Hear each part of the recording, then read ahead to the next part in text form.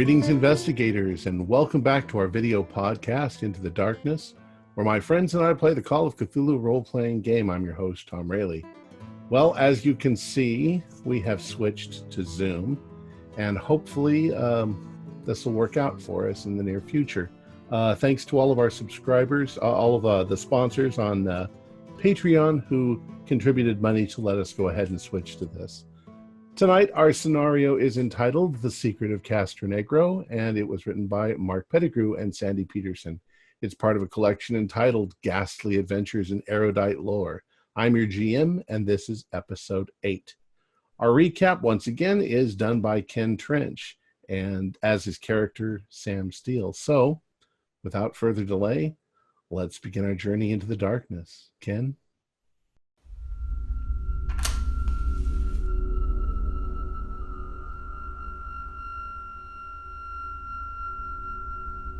As we light our torches and we descend about 30 feet into the tunnel, it suddenly opens to a large oval. My light catches a square block in the center of the cavern with a body slumped against it, no, tied to it, with a burlap black bag over its head. The clothing is Julius's. The party turn to the source of the music. In the corner of the room skulks something the size of a buffalo, its shape undulating with moving hair. No cilia, like something from a coral reef, alive, its colour changing and tentacles writhing, two of which are playing the flute. As the professors gasp, I turn and see the horror with my own eyes. I cry out. Immediately the nightmare beast moves. My instincts kick in and I begin to unload my barrels at this unnatural alien vision now moving towards us. Haston fires his shotgun and 2 bullets fly from my barrels and hit the disgusting mass. Haston sprays it with buckshot. A sick splattering sound and the amorphous evil continues to reach us, and Haston throws one of the flaming torches on the gelatinous mass. It slows and bubbles, thank God.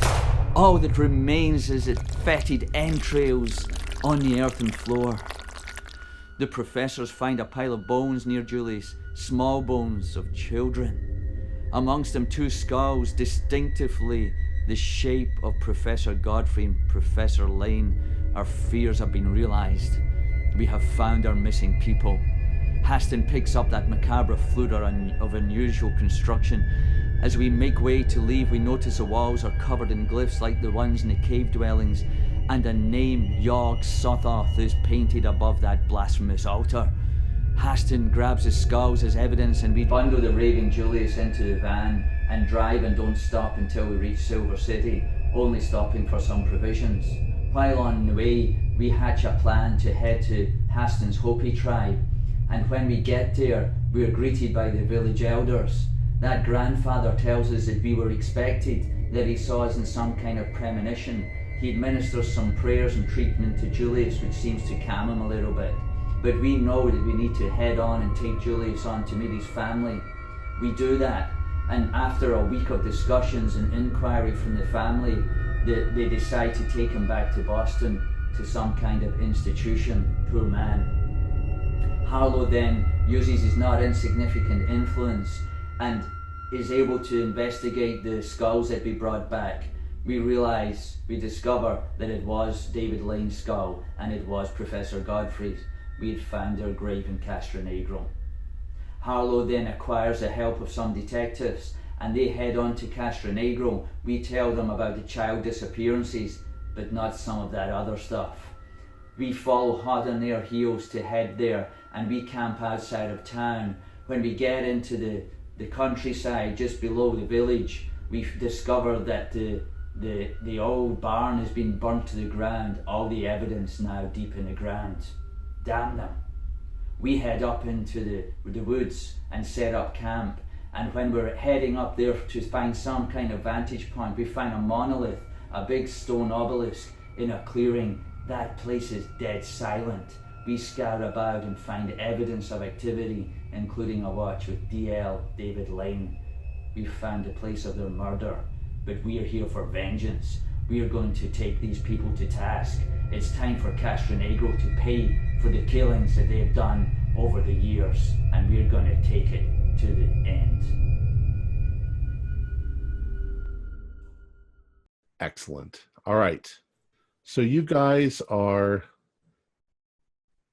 you're heading back to your camp. What do you want to do next?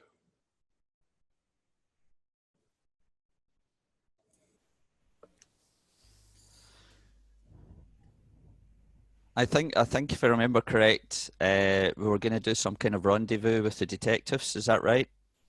Yeah, I wanted to sneak into the town and get their attention and find some way that they could come out and we can slip them over to the stone and show them what's going on over there.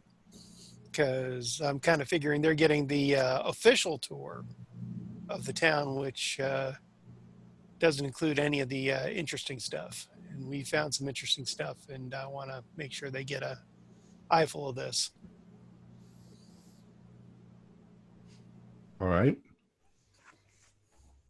So, well, I remember you saying you were going to do that, but you said you were going to go back to your camp just in case you needed something. Yeah, and I think you were going to wait until dark, weren't you, to sneak into town? Yeah, I think that's right. mm-hmm. All and right. I also want to check on Hisney's leg there, make sure, Right, there's more than bruising, and see if we can kind of help him out with that. Why don't you do a first aid?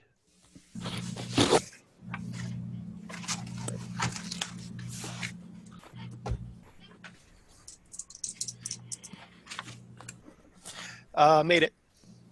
Hooray! Yay! So Yeah, you fix up his leg. I'll give him 2 points back because it's just a superficial wound, but you're gonna still be sore and limp just a little bit. Okay. And Sam also stole a couple of the bear traps to bring back to our camp in case we had any visitors during the night as well. Okay. All right. So who is going to head into town? And I'm planning on going because they'll recognize who I am and stuff, and they'll have better chance of getting them to come join us. And right. So you're kind of sneaking your way, and is everybody else going to stay in camp? Can I ask Professor Harlow? yes, it's partial memory. What's the intent of the detectives? You're looking to bring them back to camp? yeah. Well, they're officially sent to investigate the town further, but I'm getting the feeling that the people in the town are gonna either gonna ignore them completely, or if they actually get some kind of access to stuff, they're not gonna be put in the right location because these people are engaging in skullduggery, and they don't want their activities be known. So if we can see, but we found evidence of stuff going on, and that we can take them to.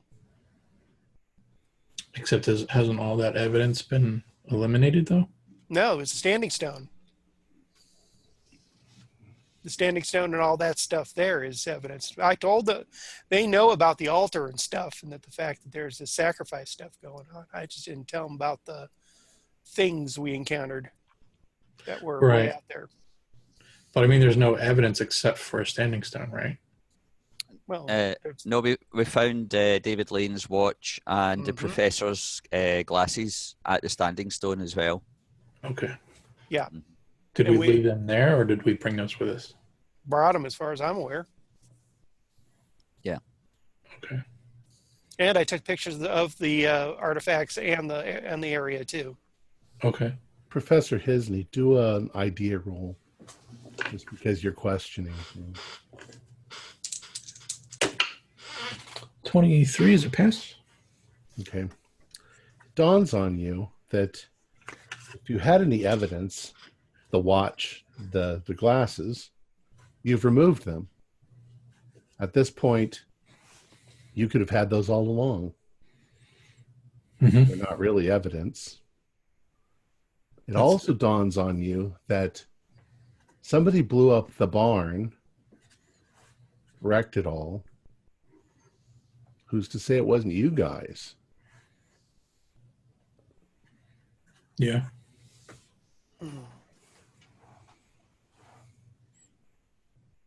But I took photos of the artifacts where they were at. But the chances of getting the photos together, it's going to be about a week before we can really show them, get them developed and show them if we can get them developed. So that's a problem there. Well, you're the one with more of a reputation Mm-hmm. with the police, but there are some risks involved. Yeah. So, is your plan still in motion? You're going to go sneak down into town? Unless anybody else has a better idea of how we're going to do this, because we need to get their attention on this standing stone as well as what we found. And, but Professor Hisney, you do bring a good point that they could take things otherwise. I mean, even with my reputation amongst them. Gentlemen, do you have any other ideas? Yes, sorry, I didn't mean to throw a monkey wrench into it. I just was trying. No, to actually, get it that's a good clear. thing. Sir, that's a good thing. In fact, we need to be careful about this, how we handle it. I mean, there's a possibility the villagers could set us up a bit, yeah, talking to the detectives and giving a slightly or a very different story. Having said that, the only other thing that we can do is we either stake out the standing stone up in the hill near where we are, or we go and snoop around the Diaz house, which is where the rotting vegetation was around the tomb and all that. That's our kind. That's our kind of two options, I reckon. Mm-hmm. I don't know if it will do any harm speaking to the detectives. Put it that way, you know. Mm-hmm. And if the professor wants some company, if you feel a bit like it's maybe a bit dangerous, that's fine. I can come with you. If not, if you want to just sneak in and go and speak to them. I'll go talk with them and let them know that we found some evidence on our own, and I've made some photographs, and that we've been poking around and just let them know that we're kind of keeping an eye on them from our vantage point and trying to get the information, and I'm also going to let them know that I really believe that these guys are trying to pull the wool over their eyes and stuff. We do have some evidence that we can provide. I think that's fair enough. Sounds fair enough, you know. Mm-hmm. All right. So as you are heading towards the village, you're heading north up towards the village. Yeah. As you're getting on the outskirts, you're now about to start crossing what the equivalent are of backyards to the edge of the town. You'll be coming up from the south.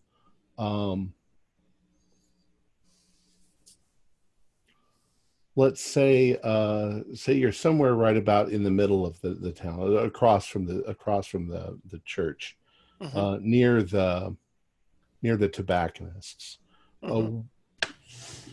How do you want to proceed? It's evening now, probably about 8 o'clock, 9 o'clock.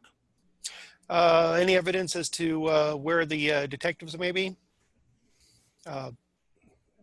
You have no idea. Offhand? Okay. Do I see their car In front of the hotel? Yeah, you see it over there by the hotel. Okay. I'm going to go quietly, sticking to the shadows and back ways there. Go by the hotel and keep an eye out, see if I see them come in or out. Why don't you do a stealth roll for me? Okay. Not the most stealthiest, but.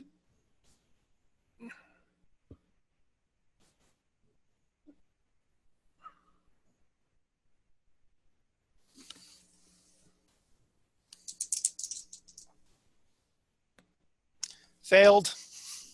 By how much? By 20. Okay. Well, you didn't get a crit. You didn't get No. a critical fail. No. Okay. No critical.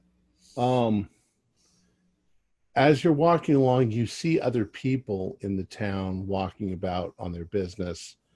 You're pretty sure they've seen you. Mm-hmm. But nobody's reacted. You don't recognize anybody that you've seen. Right. Well, if Now, I do get seen, I kind of play it nonchalantly. And you said you're heading towards the hotel? Yeah. Okay. And I'm sorry, did you say you were going to go in, or did you say you were just going to stake it out? I'm just going to be staking it out where I can see, the front door in and out. Okay. And kind of, keep an eye on my back just in case if, somebody comes up that way. But Well, you're there for 20 minutes and you don't see anybody coming in or out. okay. They could already be in. Mm-hmm. They could be at the bar. Okay. Is there a window to the bar nearby that I can take a quick peek in? No, not really. It's Not a really. speakeasy, so there's kind of dark Okay. and Right. miss and atmospheric inside. Okay. So what would you like to do?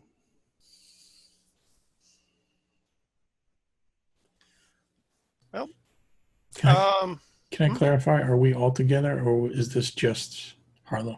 It's just Harlow. it's just me. I asked if you all were staying in town in the camp.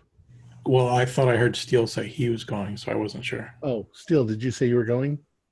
No, I think Harlow wanted to just head down himself. It's Okay. fine. All right. All right.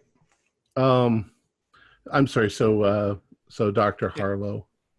Is there a way to peek into the restaurant area of the hotel, see if they might be there?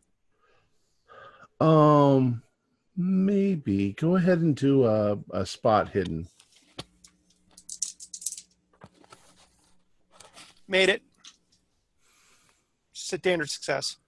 As you sort of get yourself near a window and peek in, it just so happens at that moment you see the two detectives getting their key and going upstairs. Okay. Okay, as I recall, is there a back door with a backstairs access away from the It's not unlocked. Okay. Well, I'm what I'm thinking is if there's a back access where I could go up the stairs without, or a set of stairs without being seen. Oh, there's no stairs on the outside, but there's Okay. like a door going into the kitchen area. Okay. It's not open though at the moment. Okay.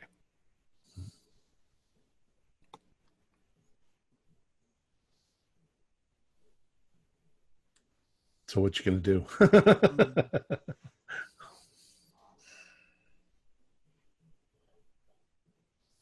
Okay, I'm gonna just kind of wait around a bit, see if they come down within about next 10, 15 minutes. If not, then I'm gonna head back to camp. Okay. They probably don't have a reason to come down, so they don't. Okay. Okay. So you're gonna head back to camp. All right. What are the rest of you doing while you're in camp? Toasting marshmallows. Sharpening my giant Bowie knife. Are they evil marshmallows? I thought Hisney, you now have a scythe, no? I did have one at one point. I don't think I brought it with me, though. Damn. Yeah, we took the size with us, but I don't think I brought mine with me. Maybe Hisney was practicing his flute playing.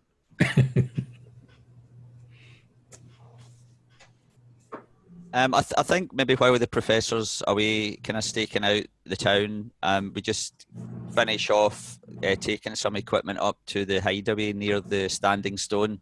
We were trying to kind of put a little bit of a supply up there, including some fuel and explosive stuff and all that, just in case there's going to be a big standoff at any point. Right. So I guess Sam would probably finish off doing that and rejoin at the camp. Okay. So you're at the camp. Is there anything else you want to do before Harlow comes back?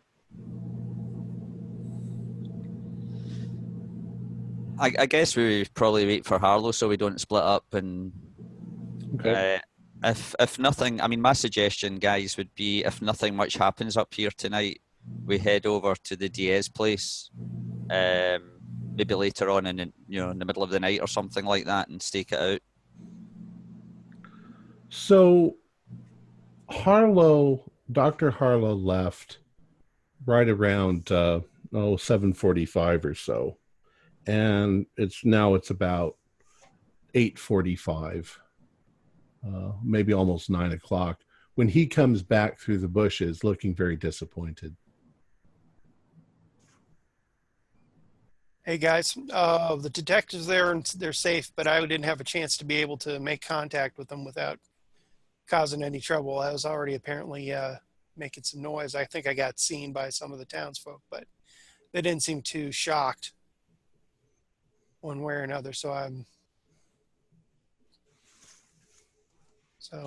not too concerned, but at the same time, my intention, I wasn't able to meet my intention with getting the detective's attention. What were they doing when you found them? They were going up to their room at the hotel. They looked like they were safe, so it doesn't look like anybody's bothered them. So hopefully anybody that's watching them thinks that things are calm for the night, and that gives us some cover. We want to go back into town. There's another thing that I was thinking about on the way back that I could do is, and probably be successful with, is I could come into the town to meet the detectives in the open as delivering a message from HQ in Albuquerque, and that if we can't get a hold of them any other way, that might be a way we could do it, because I have a good rep with the sheriff, at least initially, and having me come in wouldn't be too suspicious. But So you're I kind of like just driving out of here and pulling into town tonight to talk to them, but doing it very openly. Not tonight, but I'm thinking maybe tomorrow sometime if something doesn't happen. Not driving in, walking into town. Wasn't that more suspicious if you just come walking in through the woods versus driving in? I could always say that I got the car. I parked the car outside of town and went for a walk. But I mean, that's if we want to risk our ride. I mean, if we want to risk our ride, I can drive it into town. I think either way, it's not a bad idea to meet them, in the morning or something like that. You would be the guy that would be doing that anyway, logically. Okay. So, yeah. How about I go in the morning and talk with them, and while you guys keep an eye on things on the in the background there, and then that way I can make contact. I can come up with a good story to tell the sheriff and initially tell the investigators, and then I can talk to the investigators off to the side and let them know what's happened, and that we're going to need to take them out to where we were at there with the standing stone. Yeah, I mean, I think that's good. At the very least, you can also hear any kind of preliminary kind of discussion they've had with people and things like that. Exactly. The question arises: do you guys want me to risk taking the car in?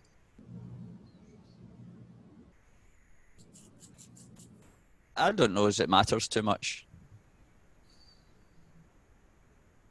I mean, if there was a bus that morning, I can't, I'm not sure what day it is, but you remember the buses ran a certain day. Yeah. If it was a day that the bus ran, then it would make sense you just walking into the hotel. That's true. So,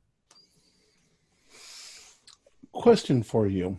Did you guys? I'm pretty sure you guys brought various bits of equipment with you when you came back. I remember you saying dynamite. Did Well, you that's bring any other interesting things with you when you came back? I think it was kerosene, some dynamite, That's not right, a lot, kerosene. but some. We certainly loaded up an extra fuel. made sure we were well stocked with firearms and ammo. Yep, that was it really, I think. All right. More camping stuff and survival based things as well. So it's about 9 o'clock. You've made your plans for tomorrow morning. What are you going to do now at 9 o'clock? So, Mr. Steele, you mentioned that you wanted to go check out the Diaz place. It's an option, yeah. Okay. I mean, Tell you what. Go ahead. I think the Standing Stone is possibly the prime site. We don't know, but with the evidence of the glasses and the watch. So if they're going to get up to any shenanigans on the hillside, then I'm guessing it would be later on at night. So we could potentially go over and check it out. I don't know, guys. What do you think? Or should we stay at this location and just stake it out for the night?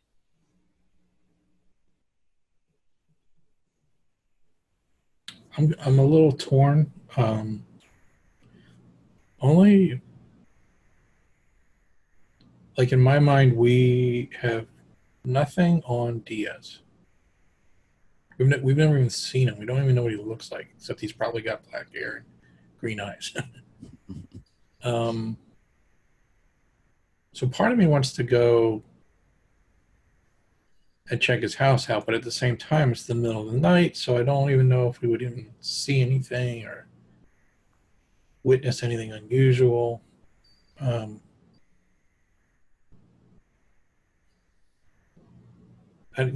kind of a little lost.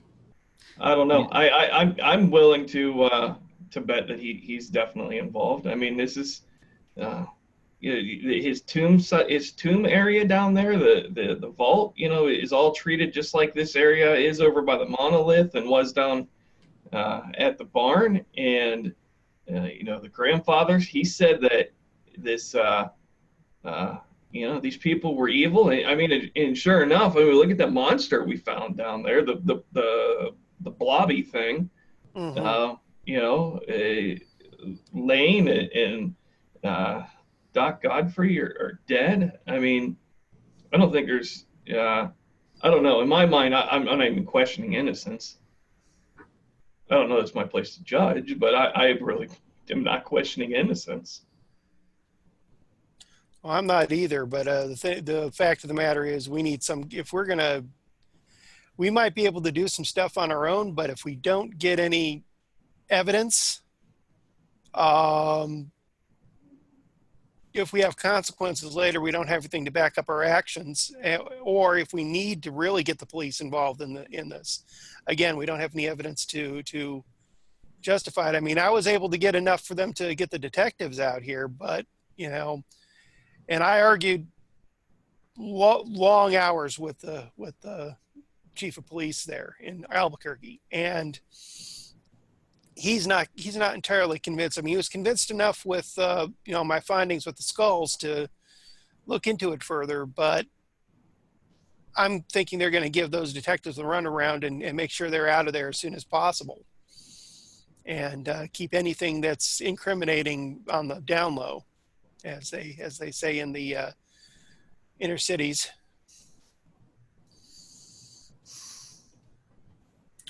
Harlow, what's your intent overall? Are you trying to do this by the book? My intent is to take care of these guys. I mean, I saw those dang babies, and these guys don't need to be doing their stuff. Mm-hmm. They don't need to be taking more children or animals or any of this stuff. And that thing that we saw, and they're involved in something that's way the heck out there that I can't even personally comprehend. Mm-hmm. I've never seen anything like this before. And with what grandfather said over at the Hopi town and stuff, these guys have got to pay, but at the same time, we have to be careful. Because it's one thing to go. It's one thing to go there, throw kerosene on everything, and light a match, and then toss some dynamite for good measure. But if the police are involved that are in a way that's not on our side, we're looking at justification that we need to come up with. I want to take these guys down. If I had some way to freaking get a tank and drive it through the town and crush everything and light the place on fire, I would. But there are innocents in there, and there are people there that we need to find the exact instigators there and get them out. I like the professor's new plan of a tank. I think we could do an A team and get lots of stuff around our van, flamethrowers. Dun, dun, dun, dun, dun. Hey, I got to ride in I got to work with the British Tank Corps back during the war, and nasty machines, hot as hell inside, but they can go through anything and wreck it. That's why I say tank. I mean, it just wreck the whole freaking thing, tear it down. Okay, so we know that you guys sit around the campfire bullshitting. Yeah, I'm torn. After you've done all the bullshitting, what do you guys do? Okay, here's how I see it. We stay up here on the hillside and stake it out. Or we go over to, I would suggest, the tomb where the vegetation was all corrupt and all that, near the Diaz house, knowing that potentially if we go into another underground scenario, we really need to go armed to the teeth, just in case. Sam, do a luck roll. Sam's feeling lucky tonight. You just remembered that you did bring a crowbar. There we go. Right, anybody want to go to the tomb with me and we'll bust open that padlock? Yeah, I'm up for that. Yes, we're going.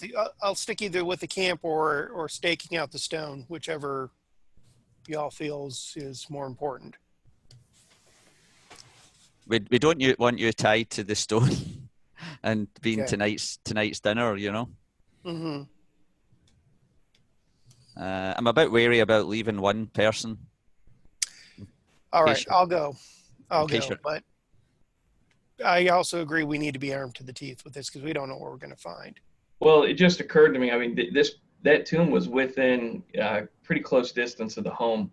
If we are down in a tomb and we open fire, it seems to me it's likely they're going to hear that. Yeah. So if Yes, it comes they would down most to that, definitely. we can pretty much guarantee we're going to have a lot more company too.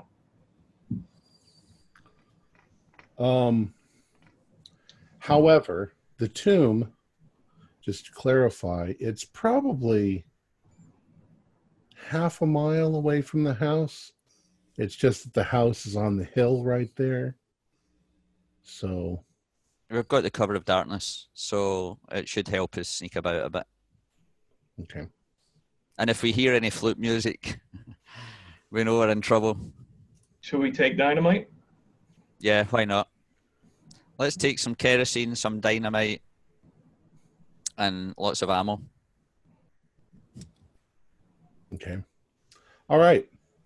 So you're going to kind of take the long way around because you don't want to go into the town.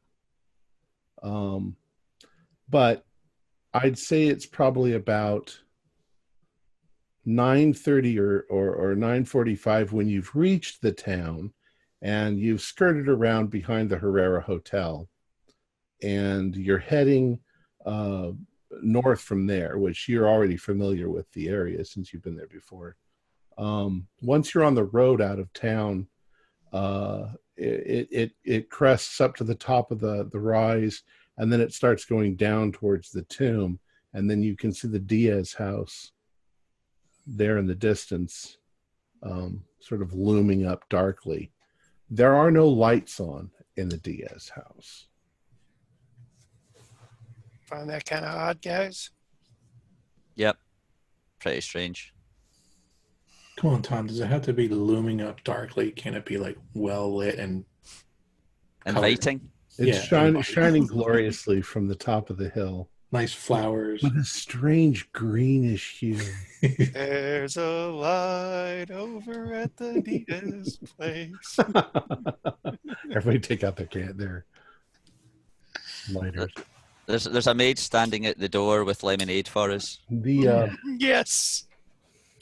And you find out this was all arranged by the Albuquerque PD as a surprise. April Fools.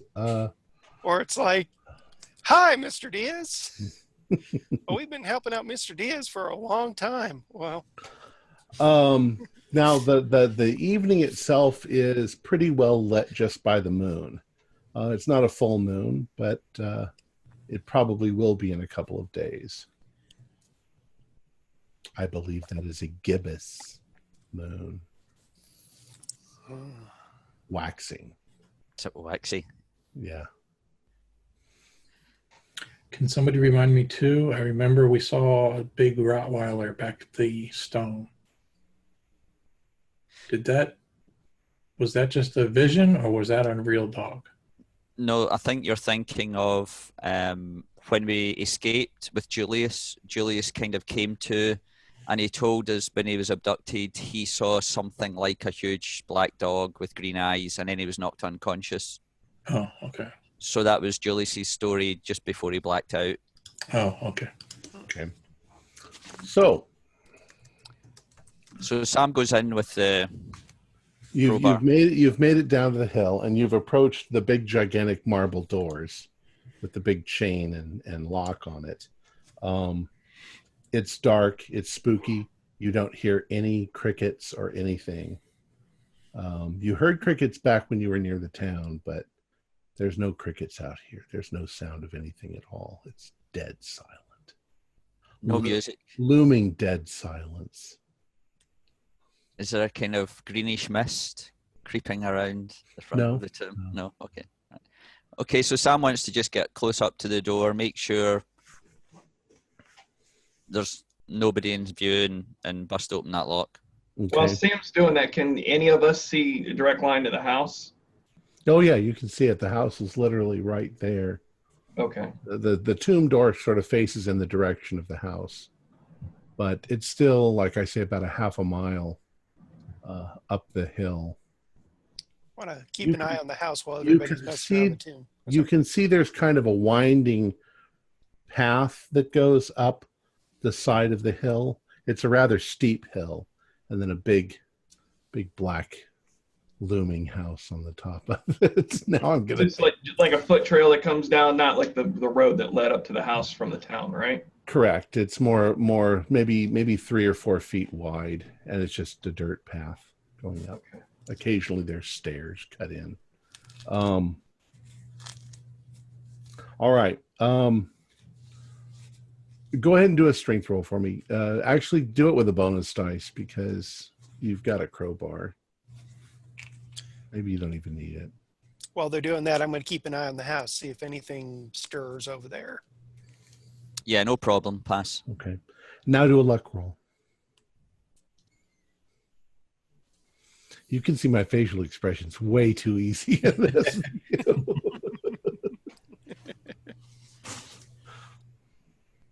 I failed the luck roll.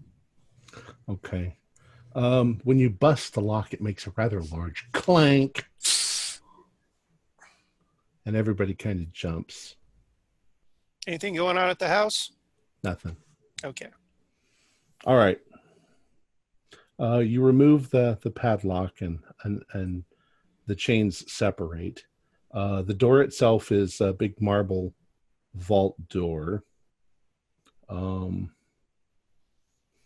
It's going to take some strength to open it. There's a big handle, of course, big iron handle on the front of the door. I'm just going to say you don't have any trouble. It slides open, but it's pretty old. Does it feel like it's not been opened in a long time? It's kind of rusting, or A little bit. But you do distinctly get the smell of decay. Dead human decay smells. Not really strong, but musty. Is this the same kind of decay smell we got from the? Oh no. No, this smells like going into an old tomb. Earthy sort of smell.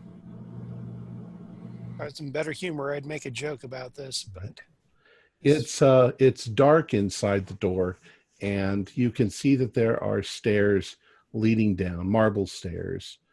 The area is fairly wide, like maybe at least 6 feet wide, and the tomb is built into the side of the hill. But there's maybe 6 steps going down into what looks like a vault. There's no other doors. And, Yeah. and what do you have for illumination? Because you haven't used illumination up until now. yeah, Sam's got a torch. Okay. By that you mean a flashlight, I'm sure. Yeah, yeah. when the flashlight hits, is there any footprints in the dust? There's a lot of dust and dirt on the floor, and yeah, you can see that there's lots of footprints. Probably once again, some of them are human, some of them look like this boot with the cross in the heel. That's what I was figuring. But they look old. The footprints have dust in the footprints, so it's been a while since anybody's been in here. Doesn't look like anybody's been here in a while. Now, when you shine your light around, all right. Well, first of all, you're going to go down the stairs.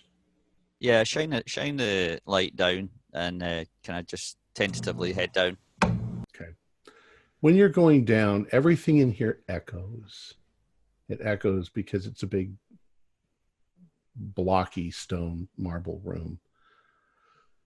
As you go down, the vault is maybe 20 feet wide and maybe 60 feet deep. It's very, very simple. It's rectangular. There are a number of pillars that are holding up the ceiling, or they're just there for support. But you can see dead ahead of you, there are sarcophagi. They're big, blocky things with some sort of carvings all over them. They don't have lids on them, and you're not sure, but you think there's at least 20 of them going off into the darkness, 10 on each side. You would walk down the center with them on each side of you. So you're still, 15 feet away from the first ones. This is getting spooky, guys. I have my gun drawn at this point. Okay. Yeah. And I'm nervous. Yeah, Sam's feeling the anxiety from the underground cavern kind of thing, and he takes his gun out as well, and kind of looks at the professors and starts to head towards the first sarcophagus. Kind of holding the torch up to see, it's a surprise there's not any, they're open, so Right. kind of holding the torch up to get a picture of what's going on in there. As you approach the sarcophagus, they're just basically rectangle sort of receptacles, about 6 feet by 3 feet wide. And as you approach, your light begins to crest over the edge of the sarcophagus, and you can see that in the first one there is an old desiccated body. Could have been there it looks almost mummified, perhaps by the dry, arid New Mexico air. Is there it's ghastly because it's with its skeleton sort of showing in its teeth, and its long, stringy what may have been black hair. Is there a plaque or a name? There is. On the outside? There is. You see Fernando de Diaz, 1594 to 1683. Okay, I just draw that. What are the rest of you doing? Other than hiding behind. I was just starting to type that out. I'm not going all the way in. I'm staying by the door and listening to what if anything's approaching from outside. And I've got the shotgun loaded and safety off. So I'm kind of back at the top of the stairs still. Okay. I'm down with Sam with my own light to look at the stuff, probably marveling at the corpse of Mr. Diaz there, and how well preserved he is. Well, I wouldn't say he's well preserved. Well, all things considered. Yeah.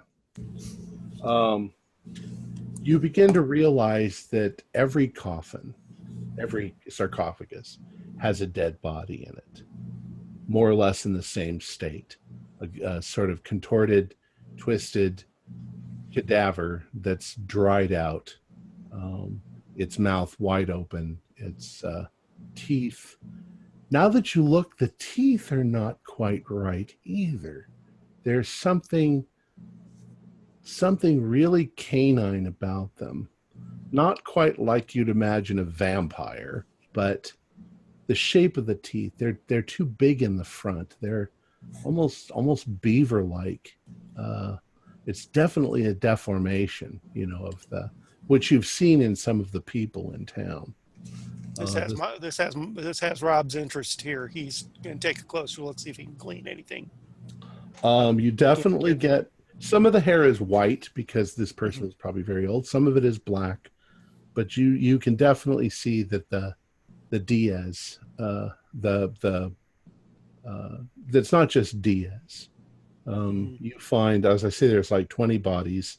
You find Fernando de Diaz. You find Francisco, Renardo. You find Filippo, Villela Pereira, Isabella, Jean de Diaz, various names going back. And you also can see at this point, now that you're looking, is at the far end of the room, down the row of sarcophagi, there is a single other sarcophagi on a little dais,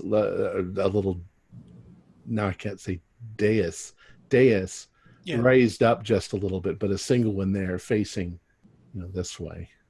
So any plaque or indications on that one? Well, are you going to go all the way down there? Yeah. Yeah. Right. All right. So you see various years as you're going along. They're in kind of an order, going all the way from 1594 all the way to 1893. And then the one that's in the middle at the very end says Bernardo de Diaz. And the date on it is 1582 blank. And there is nothing in that sarcophagus. Interesting.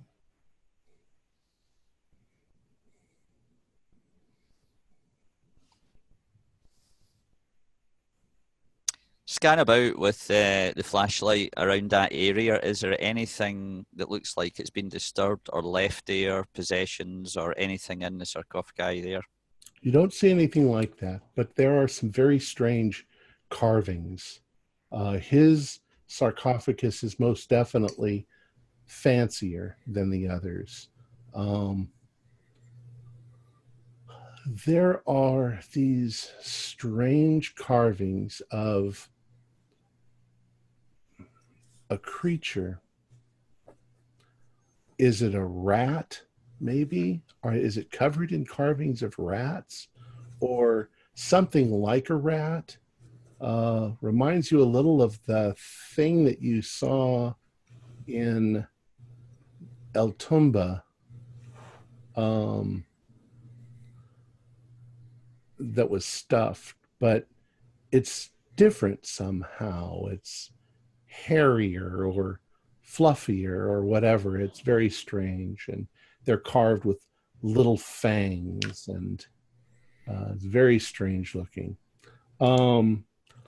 I forgot something, but go ahead and do a spot hidden. Yeah, pass. Okay. This is especially for Dr. Harlow too, because he was actually looking at the body. Pass, but barely. You've noticed, and I should have said it before. You've noticed that each of the corpses is clutching in its hands one of those little statues.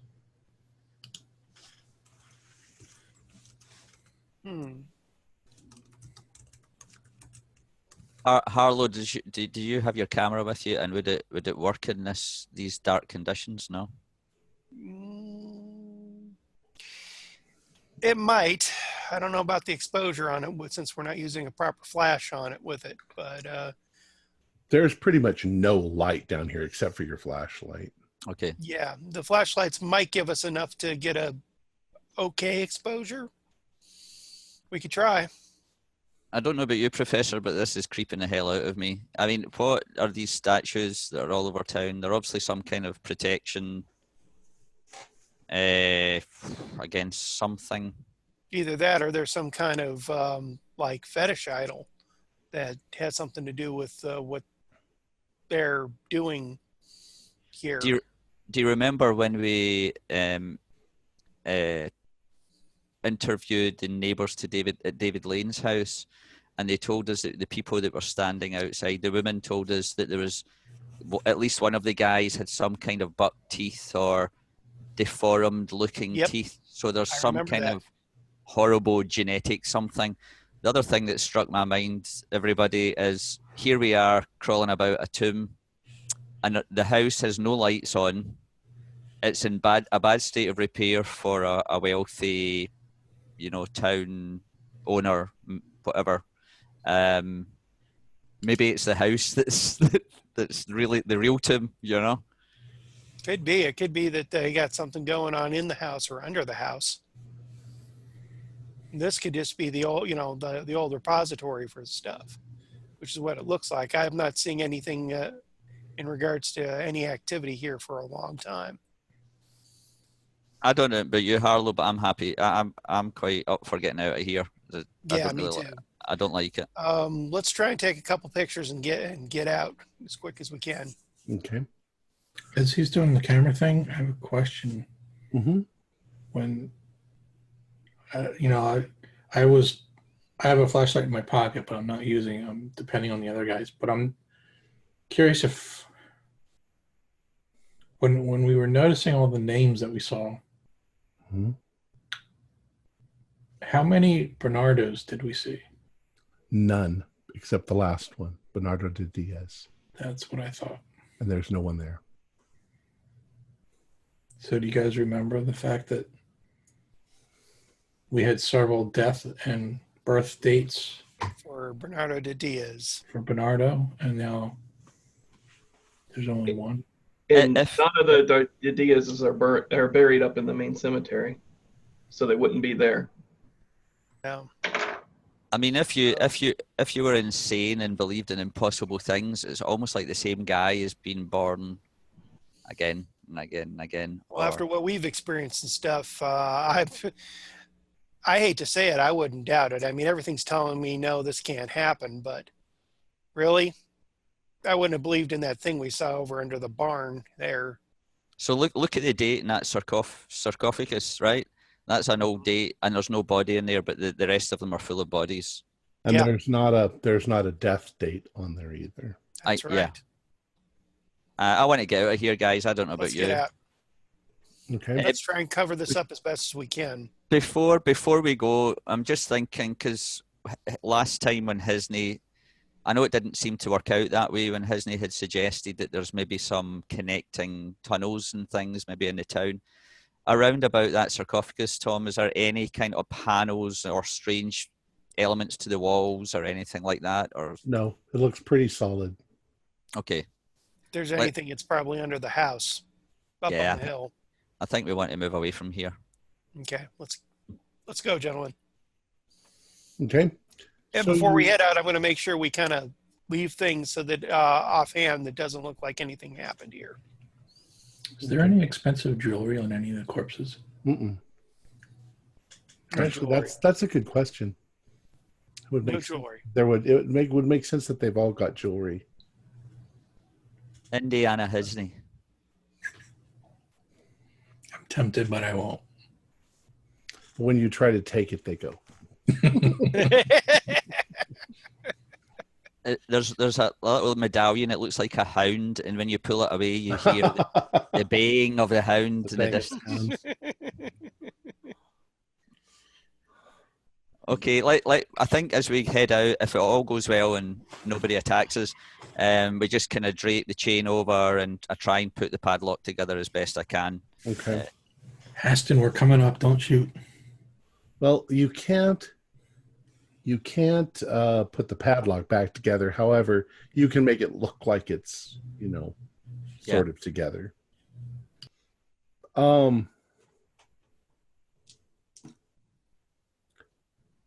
There is now a light on up on the second story of the Diaz house.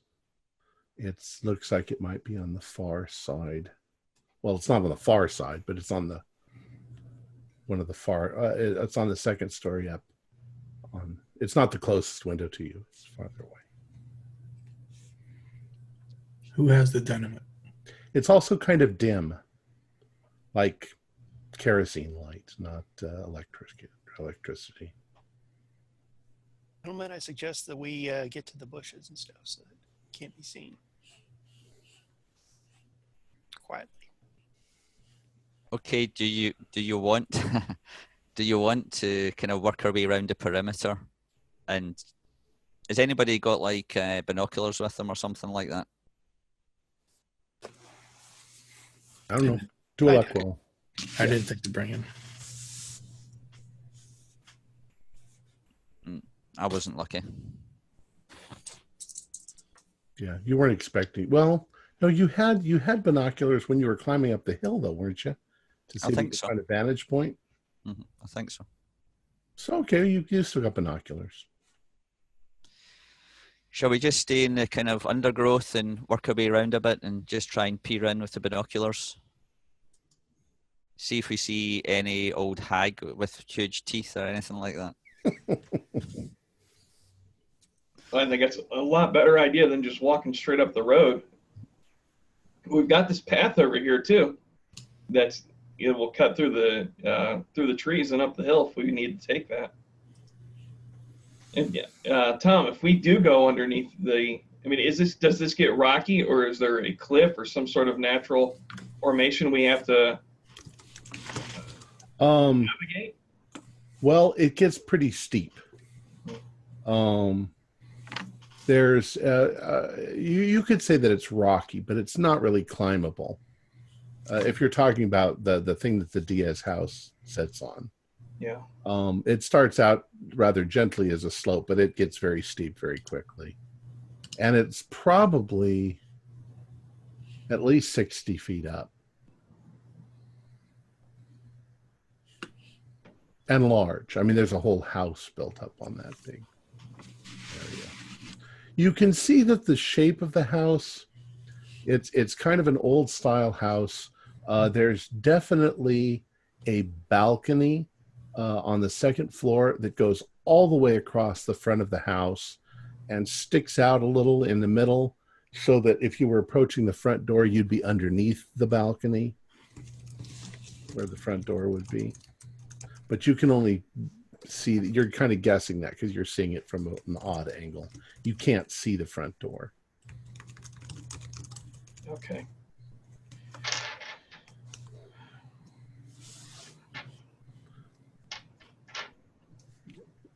It looks like it probably has an attic too. Okay, so any luck with any kind of view up to that room with the light once we can ascend the hill a little bit? No, actually, in order to ascend up to that level, you'll be getting closer to the hill, so your whole view will be cut off as you're going up the winding thing up there. You probably won't get a view of the house again until you've actually come up onto the level of the house. Yeah, it's only 60 feet up, but it's a 60 quick feet going up when we get there. Yeah. What do you want to do? Do you want to do some breaking and entry? Well, maybe we creep around the house and see if we can see in the window. Yeah. Okay, let's do that. Do you see any signs of a dog? Is there a dog house? Can't see that from here.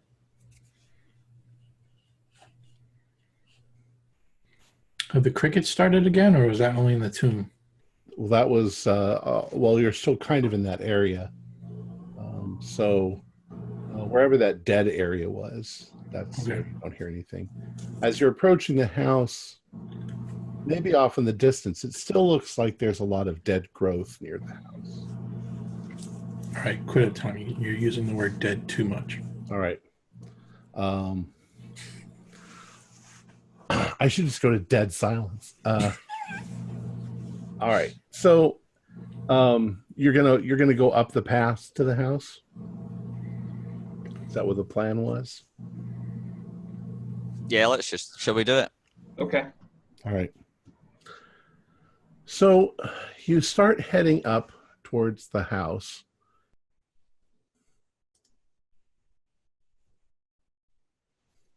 So you're coming up from, let's see, over the eastern side, and you're moving your way up. The first gray area there, that's kind of a little platform, and it's above that the balcony is. As you get to the top of the last steps before you're just on the brown part, the mountain itself. Do a stealth roll, all of you. Fail. Extreme success. Okay. Extreme at ot 1. Fail. Nobody could see me. All right. You guys take a few steps towards the house, and suddenly, whoever failed, Haston. you kick a rock, and the rock sort of rolls ahead of you, makes a clunkety clunk noise. And a couple seconds later, around the right-hand side of the house, where it says library, you see a couple of pairs of green eyes close to the ground, coming around in your direction, and you're pretty sure that they are big frickin' Rottweilers. With glowing green eyes. Yeah. That's what I did not want to see. I'm going to freeze. Sam aims his gun at the animals, but he's quite well hidden, I'm guessing, still. Okay. Yeah, I'm going to just crouch and take aim. There is a moment when they come around the front porch, and one of them sniffs the air, and the other one sort of freezes and starts growling. And then you can see them see you, the people who failed their stealth. And you know the next moment they're going to come running at you. So you guys have the initiative if you want to do something before they start coming at you. What distance are they at now? What would you classify that as? About 30 feet.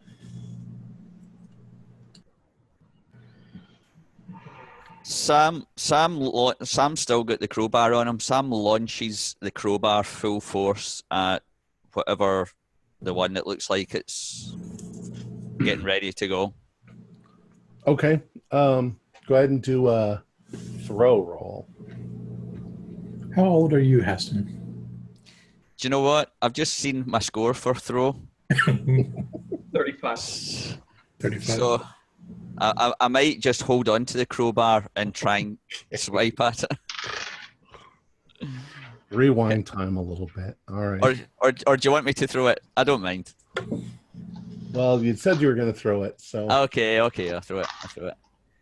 And I'll launch it with all my strength and it lands on the ground in front of me. if you roll a 99 or 100, I'll give you that. It was 88. That goes about 10 feet because it slips out of your hand. Anyways, anybody else? I'm hiding, staying hidden, staying still. Dr. Hisning? I'm standing extremely still, hoping they don't. Oh, they see you guys. Yeah. And All I right. still have my gun drawn, and I'm not going to shoot until they start charging me. So in the next second, they both start running at you at full speed. That's when I shoot. All right. Go ahead and do a firearms roll. Can we not just wrestle them, guys? It's a bit quieter. Not now. Poor dogs. Do I roll for both at the same time? It's a double barrel, or is it one roll for both? Just roll for one. Okay. I success. Yeah, just a regular success though. Okay. I got a 00. Very rarely Okay. do I roll those. You blow the first dog's head off. Okay. Okay. The other one unflinchingly is still coming. So was somebody else going to do something? Yes, I shot and hit, actually. Okay. Roll for damage. What's my damage? D10. 5 points. Okay. You wound him.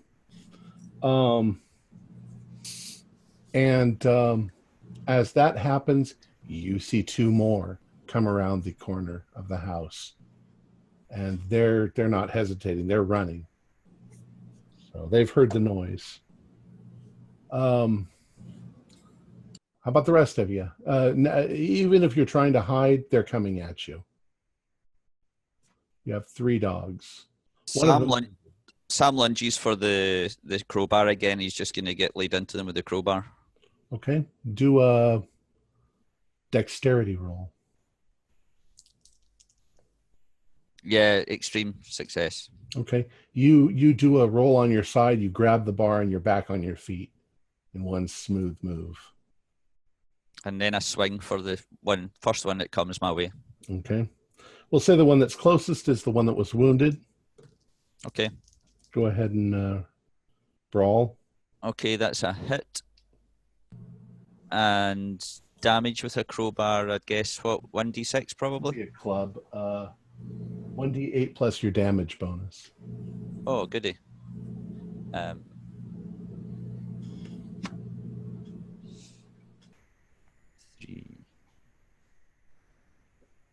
4 points of damage. That's enough to put him down. So you've brought it down on his skull and knocked him down. That's pretty hard to do with a Rottweiler too, but you've got an iron bar in your hand. Sam lifts the bar up and goes, "Pest control!" The other 2 will be there on the next round. Dr. Hisney. I mean, Dr. Haston. What do you want to do? How long does it take to reload? Is that a full round? Yeah, I think so, because you shot both barrels. Right. Yeah. Dr. Harlow? So I got one directly onto me, or is he still off? He'll be here next round. Okay. All you can see is those big, gigantic jaws with bone-crushing teeth. All right. Pull out the shotgun. All right, go ahead. All right.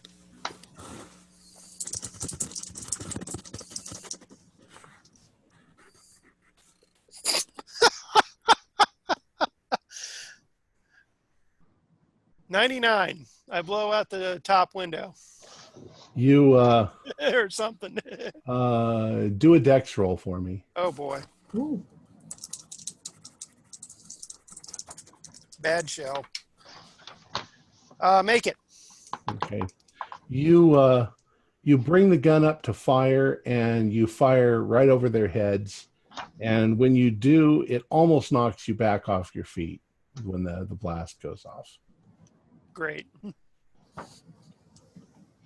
Okay. Let's see. Go back to Sam. The fourth dog is upon you. Okay, Sam swings the crowbar at it. Okay. That's a success. And How good of a success?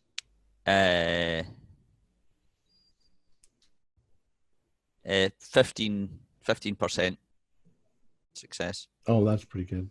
All right. You swing it at him and you connect. Go ahead. How much damage? 4 points. Okay. He's wounded. I've lost track. Dr. Hisney. So I get one on Sam. What are the other two? I lost track. There's just one other. The two have been killed. One is on Sam. One is on Dr. Harlow, I believe. Who just Dr. Harlow has wounded him. So one fully going dog and one that's been injured. The injured one was just done by Sam, right, with the crowbar? That's correct. Okay. How close is the one to Harlow? Is it like right on him, or is it still running? It's lunging. I'll try to shoot that one. Basically, what I'm trying to figure out is, am I at risk of shooting my companions? Okay. Nope, miss.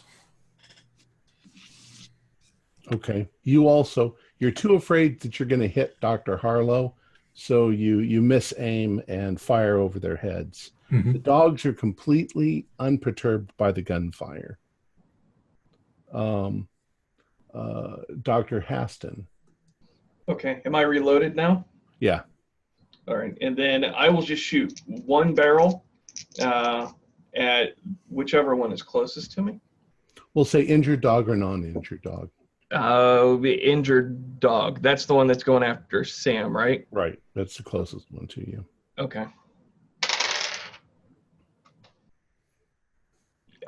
Basic success. Okay. You fire, but you miss. I got a 16.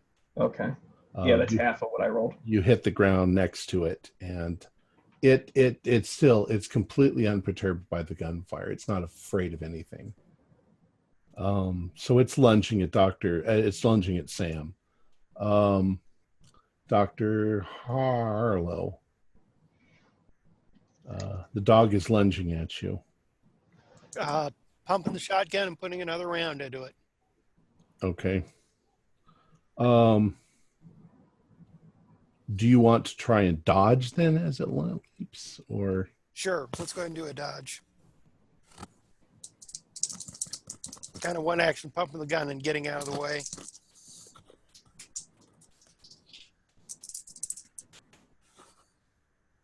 '9. Extreme. Very good. Okay. It lunges, and while it's airborne, you sidestep out of the way, and it just goes right by you. But you can feel its hot breath as it goes by, and you get splattered with some slobber. Is it safe to say that these aren't normal Rottweilers? No, they except for the glowing green eyes.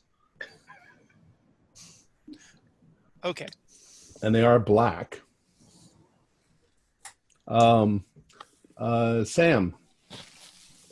Yep. Sam's going to probably make to dodge any bite and then crack it in the head. It's leaping for you. It got a 10. Failed. All right.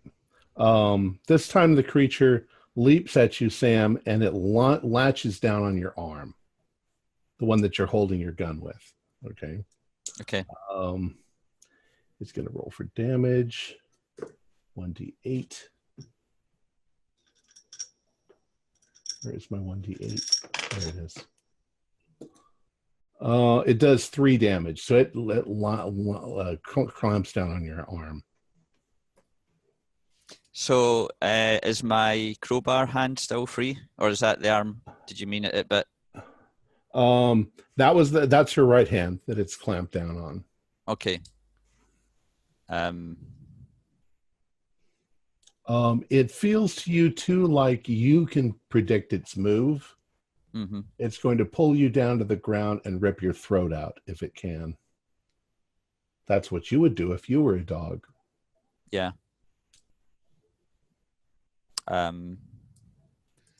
Sam's ambidextrous.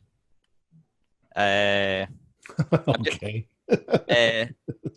I just decided on that at the beginning because he's a boxer. He was a professional boxer. Okay. So I did have the crowbar and I did have the gun. So what hand do you want the dog to be on? Is he on the crowbar hand? He's on the or the crowbar. gun? Okay, right. I just get the butt of the gun and smack it on its skull. Okay. Oh, yes. 9. Okay. I got a 71. So you smash it in the side of the head, do a club. Well, I'm not going to think that it's as bad as a full club, so do a 1d6. Okay. Nice. And my damage bonus. So that's 8, including the damage bonus. Okay. You crack its skull. And it rolls over. It whimpers and rolls over. Okay, there's one left. And it's lunging at Dr. Harlow. Let's give Dr. Haston a chance. You've reloaded your gun. Yeah, I have one more shot in there because I only shot one. That's right. Last round, and I will definitely fire at this animal, and I will miss. Okay, you're still afraid of hitting Dr. Harlow. Dr. Hisney.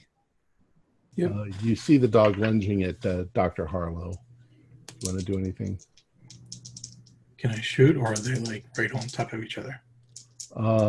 They're right on top of each other, but you might be able to pick him off. Nope. Miss. Okay, you also miss. All right, the thing is going to lunge for you, Dr. Harlow. What do you want to do? Shoot it. Okay, so you're going to try to fight back. Go ahead and roll.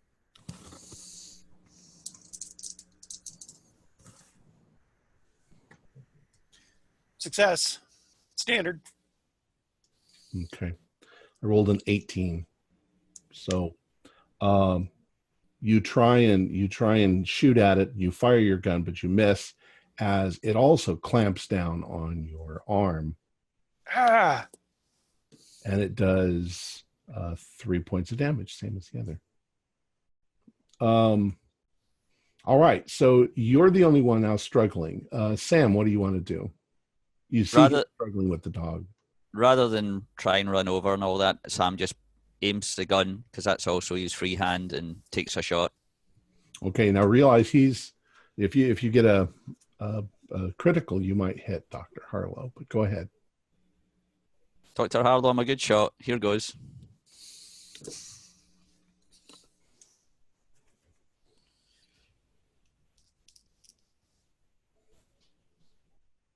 Zero 3.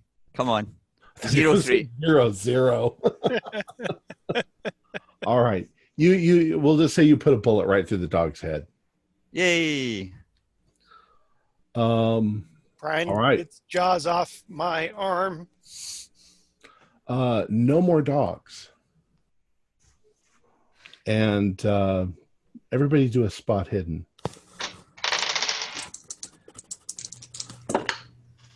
Success. Hard success. Okay. You guys, those of you who passed, you guys are panting You're hot. You've been fighting. You look up and you see that the light in the house is turned off. And nobody's come out. Nobody's come out. Isn't that strange? Yeah. I was hoping for lemonade. Damn. I'm going to see about trying to get my arm fixed up there. Okay. And go over to. Go ahead and do a first aid. Any of you that are entry, do a first aid. Yep, success. All right. You sort of, bandage it up with a piece of torn shirt, and give yourself one point back. Hit point back. Check up on Sam, make sure he's okay. Yeah, first aid me, because I can't do it. I'm rubbish at that. Okay. You want to do a first aid for Sam too, Dr. Harlow? I'll give it a shot. Don't have the best first aid, but I got enough.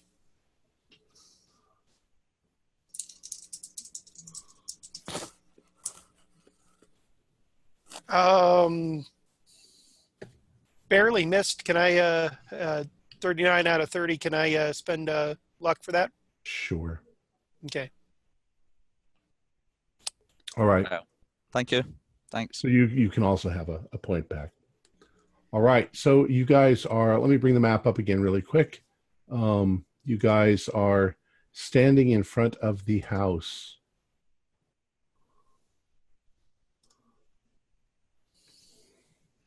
What would you like to do?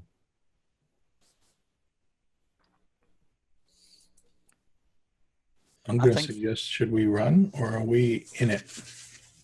I'm going to look down in the town. Has there been any activity in the town since these gunshots have been going off? You don't see anything. Nothing's going on in the town. Mm-mm. I don't see. Can I see down to the hotel? It's kind of late. Well, other than maybe some trees that are kind of blocking your way, yeah, you can sort of see down into the town. All right. Is there any indications that my fellow investigators from the police department are coming out to look at this? Mm-mm. This is interesting.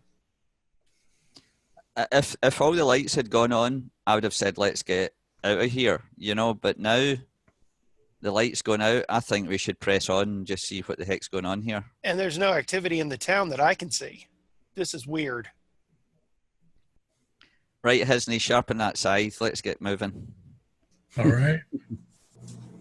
I think it was Professor Plum in the library with the lead piping. That's possible. I asked before, but I didn't get an answer. Who has the dynamite? I have a couple pieces of it. Okay. I only brought like enough just to carry on me. I'm not carrying a huge sack of it, just something in my pockets, maybe a stick or two. Okay. Just wanted to make sure. Okay. At the moment, you guys are here. Where do you want to go? Should we knock?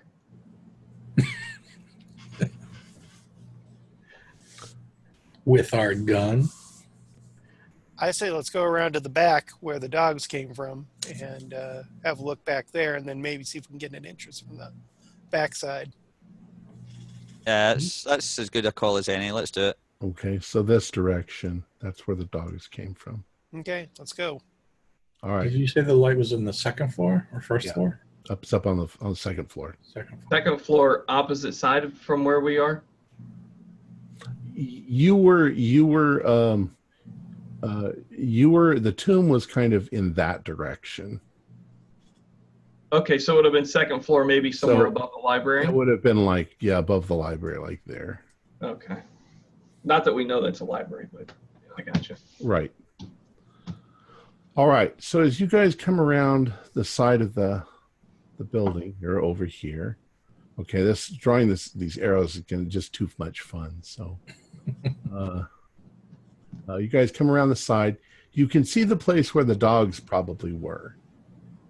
There's not really a dog house, but there's a couple of bones and things like that. Not sure if those are animal bones or you know, unless you do a closer examination.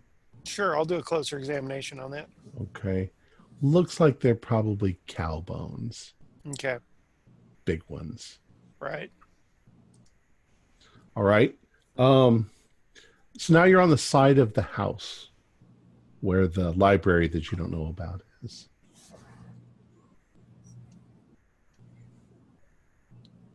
As we're going round, I know there's no lights on, but are we able to look in the window where the windows are positioned? Yeah, it's dark inside.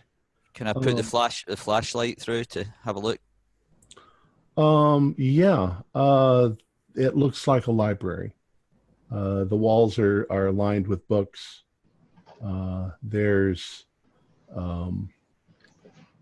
There's some strange it looks like there's a big table in the middle, and that there are books on the table.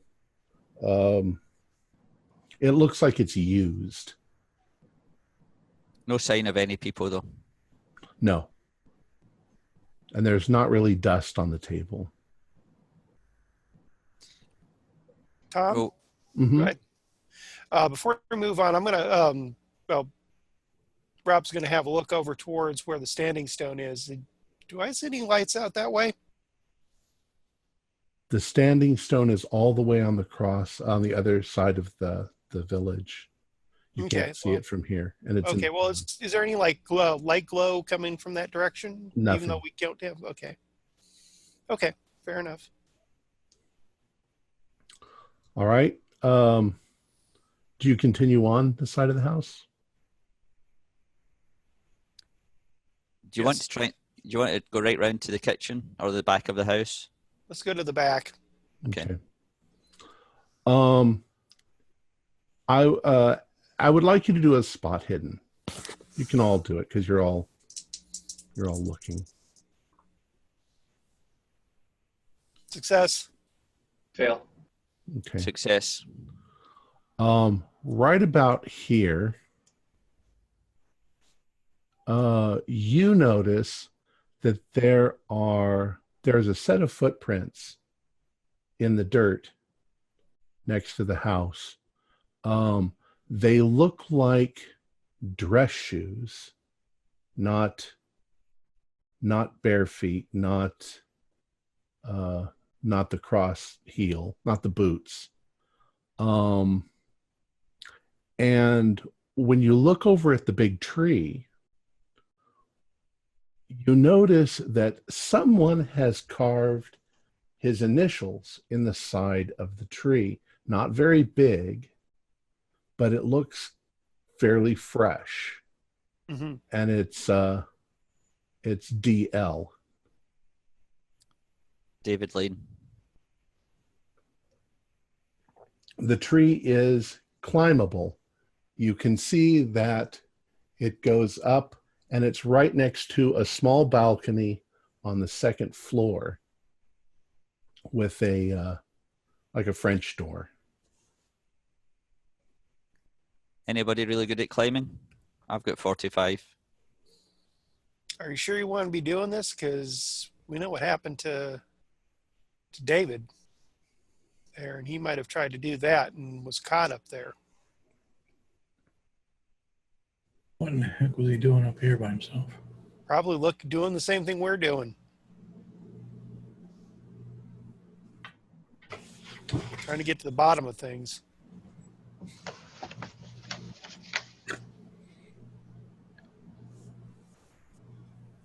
I'm just picturing that. Should we all stop and carve our letters, our initials? Let's do it. Just in case we all die, at least we've got our initials on the tree. Disney was here. I think it'd be a good idea to climb, other than the fact that if there's only one of us up on the next floor, then that's a bit pointless. So maybe we just work our way through the ground floor. Yeah. So you're going to continue around the back of the house? Mm-hmm. Yeah, I think so. This area here, there is not much room between the house and the cliff. If you want to try to go all the way around, you're going to have to do a dex roll or fall. So there's no door that going out that way. There's no back door. No back door. Okay, well, I'm not going to go back that way. Shall we just put the window in? Get in the window? Is the window big enough for us to get through, Tom? It's big enough for you to get through, but it is not open. It's locked. Well, Have crowbar. We'll break window. Okay. Sam tries to prise the window off its hinge. Okay. I don't think that would be that hard with a crowbar. So I think that you succeed. You manage to spring open the window that you can see obviously leads into the kitchen. Okay. Okay. Yep. As you step into the kitchen, it doesn't look like anyone has used this kitchen for years. It's dusty. Everything's put away nice and neat, but it's very dusty and dirty. There's no footprints on the floor. mm-hmm. Guys, Is this this surprising you, gentlemen, that this place doesn't look like it's been used in years? it's one of the strangest things I've seen. Is there any kind of modern appliance sort of thing there, or electrical? No.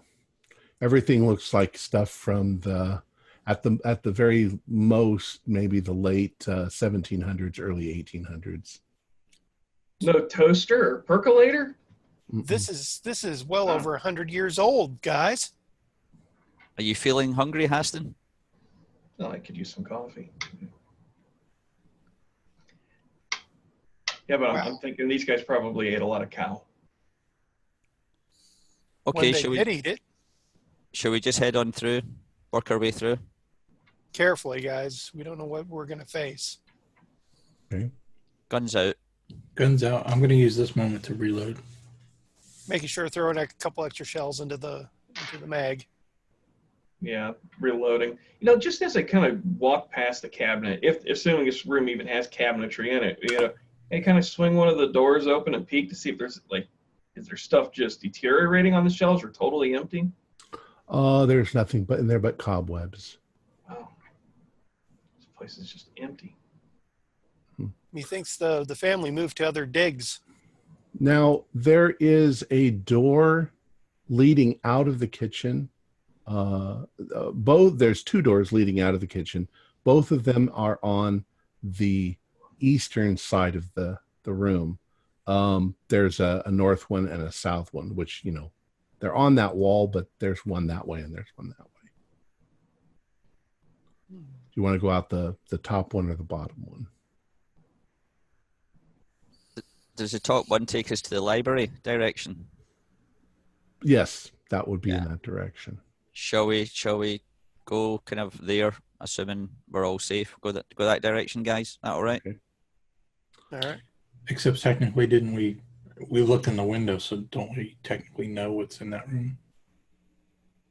Yeah, it just intrigued me as to what was all out on the table. Okay. Yeah.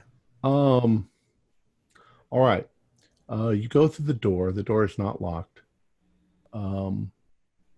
Right outside the door, on your left-hand side, there is a small door, probably a closet. To your right, there are stairs going down, probably to a basement. There's no door there either. And up ahead, you can see the door that probably leads into the library on your left-hand side. Who has the flashlight? I've got one. All right. Do a spot hidden for me.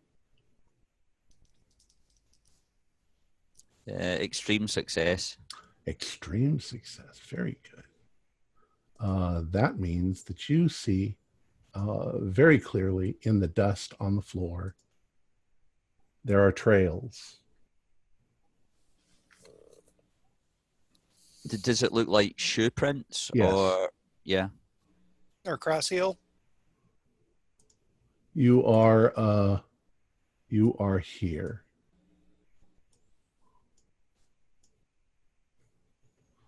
Okay. Yes, definitely the cross heel. Mm-hmm.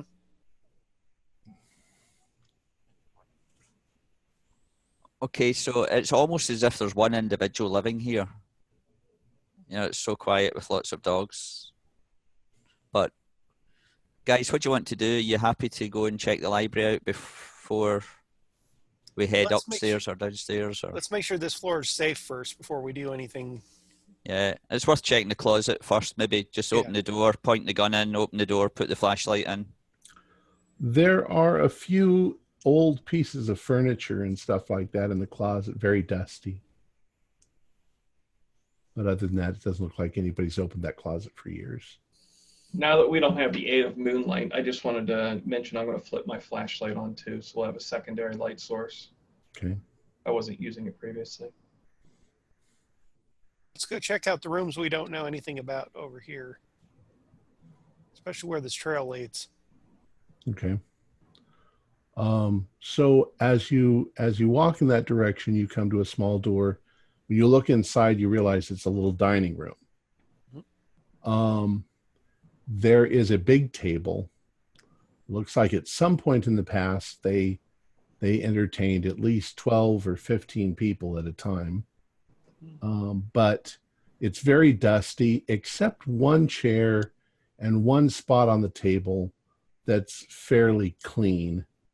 But there's no utensils or anything there. It's just, it looks like whoever comes in and out of this room just comes there, sits in that one spot, and then leaves. Okay. Just head through the double doors into the next room then, guys. The living room has pieces of furniture that are covered in sheets and dust. And it doesn't look like anybody ever comes in here. Sheets. Wow. Interesting. We could all dress up as ghosts and terrify the person. Funny. Well, let's have a look at the library and then go up, then go down, I say. Well, as we leave the living room, between the entry, well, where it says entry hall on the map, between the stairs and the front door, there's no footprints in there? Yeah, that's not. No one's even going out or in the front door? Doesn't look like it. What the hell is up with that? I don't know, this is as weird as heck. I think they're coming from down, to be honest. Oh, maybe there's another way in that we haven't found. A storm cellar or something. Yeah, like I said, we were talking about tunnels coming up and down through here. I think that's where everything leads to ultimately. Do another spot hidden for me.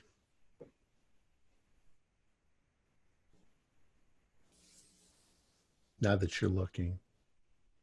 Pass. Okay. Those of you who pass, you do notice other footprints in the dust, sort of following along with the others. And you're pretty sure they match the ones outside David's. So David was obviously here exploring, looking around too.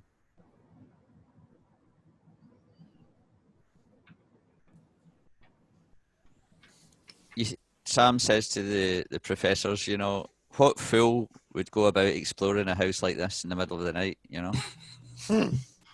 Shall we go and... Here's the thing that has me concerned is that, you know, he was exploring here and he got caught. Yeah. But then there was... What's to say they're not waiting for us somewhere here?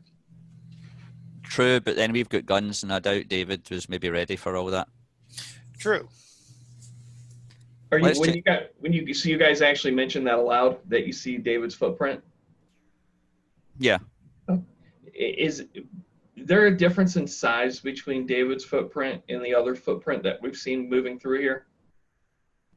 Not noticeably. Okay. But the other footprints that are moving through here are very uniform. Could we assume they're being made by the same shoe? It's not a big difference. Correct. Okay. So where are you heading? To the library. Okay. So as you approach the library, as you push open the door, this room seems like it is used quite a bit. It's actually fairly clean. It's almost completely devoid of dust.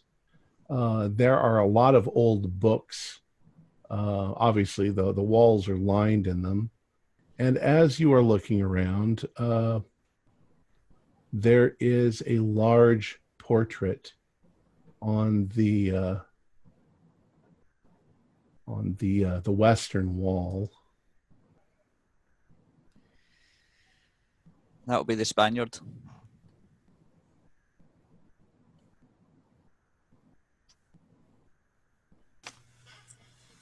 I'm more worried about the wallpaper than the picture on the wall.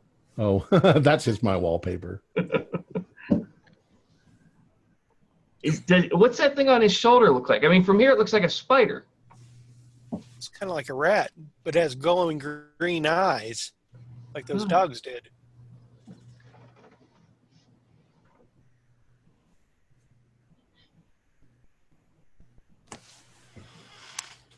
Okay. Creepy fellow. All right. Within the library itself, you look around at some of the books, and some of them you recognize. You definitely recognize the cannibal book. There's one of those in here. There's books written in Spanish and Latin and German, and if you do an occult roll, you can all do occult rolls.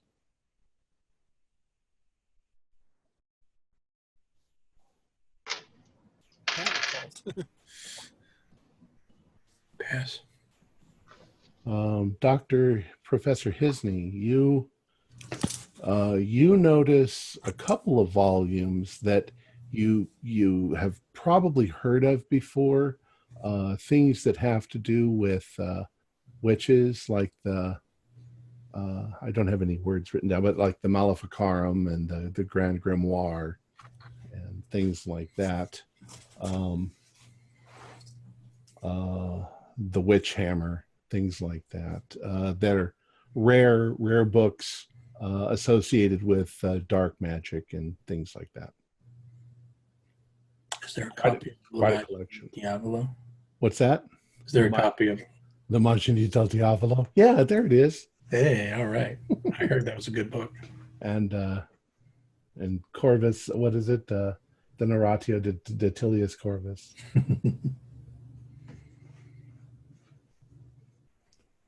All right. I don't think this surprises anybody, but I'll mention it to everybody. Well, one thing that does surprise me is that if he's got all these books here, what's up with what's going on in the town library? Because he has his own private room there. Why? I mean, is it more books, or is it, why would he have two different libraries? Mm-hmm. It's a little bit odd.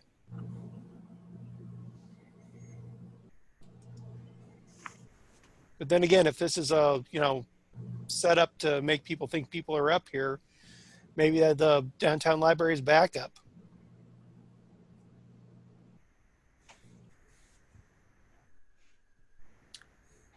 So where to next? Shall we head upstairs, considering there was a light on upstairs? Or do you want to go to the basement? There's a way down and a way up. I'd say let's go up, but let's two of us stay down here while two go up. That way, if somebody tries sneaking from behind, we can raise an alert.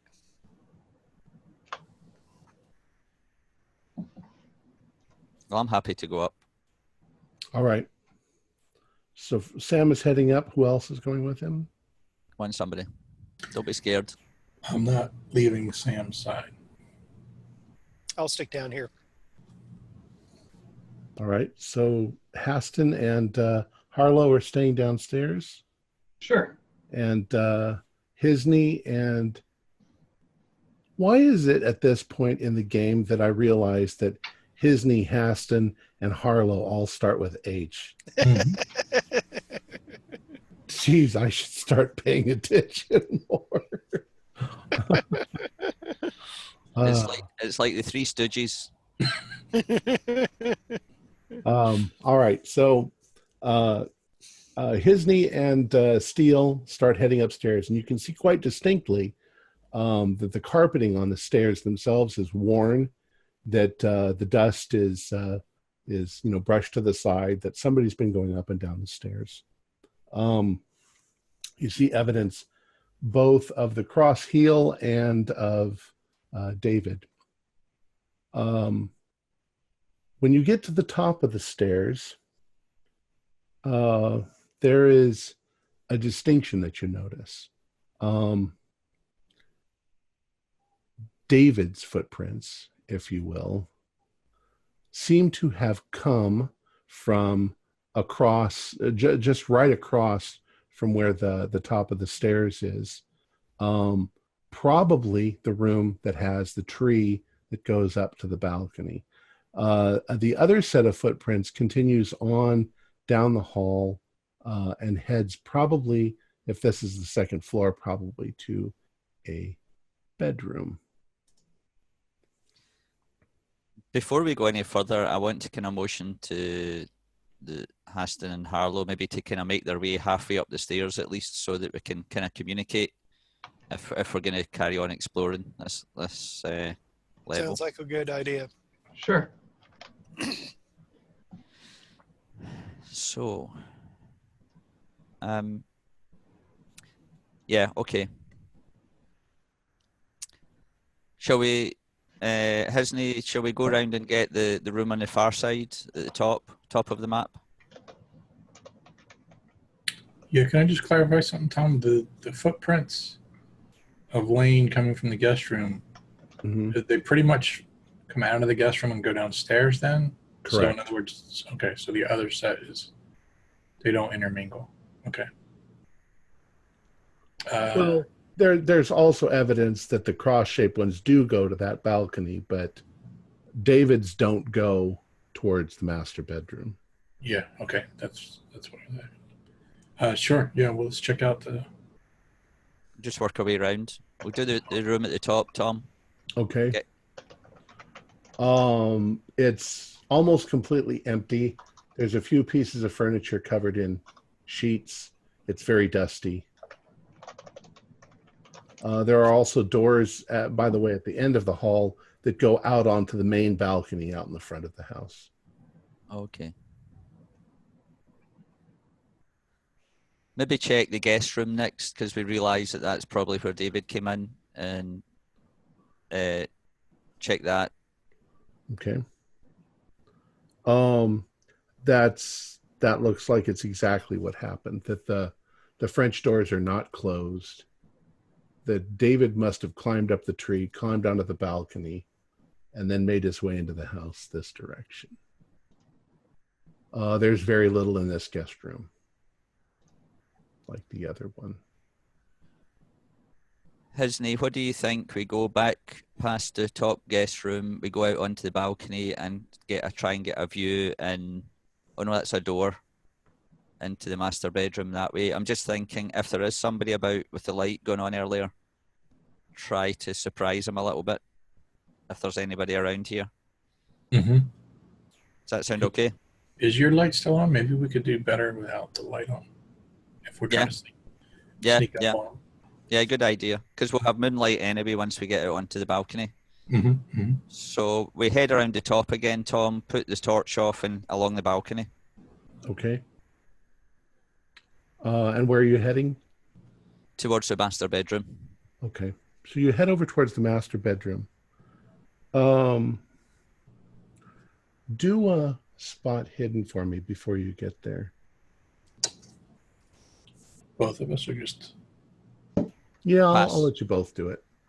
Pass for me. Okay. Ooh, no. Okay.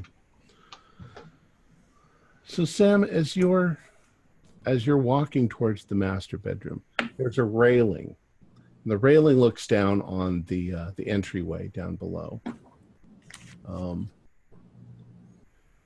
You notice something odd about the top of the railing. It's mostly dusty, but there's something has ran along the top of the railing. Could it be like a rat? But when you look closer, it's like little handprints. Perfect little handprints. But very small. Rat-sized, not child-sized. Rat-sized, not child-sized.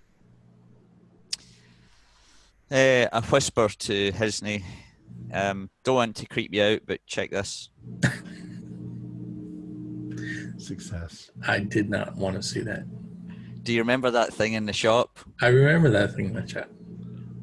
Why don't you guys do a sanity roll? Yeah. I passed. Oh, no, yes. I failed. I failed, actually. Okay. If you passed, take just 1 point. If you failed, do a 1d3.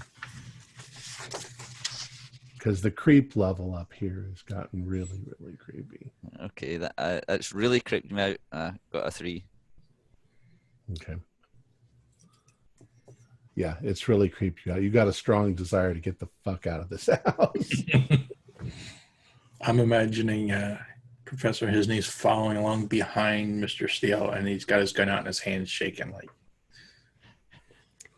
All right, so you get to the doors of the master bedroom, and you open them up, and once again, this room seems fairly clean. There is a very large canopied, bed with 4 posts and the canopy on top of it. Very fancy looking, but very, very antiquated. Something like from the 16th century. There's a couple of dressers. There's an armoire with clothes in it, but the clothes also look like they're threadbare and old, like 17th, 18th century clothing. There's a black velvet robe that's the same style as the one that's at the shepherd's barn, that you saw at the shepherd's barn. And other than that, the room is just like a big bedroom. There's an impression in the bed, but it doesn't look like the bed is used that often.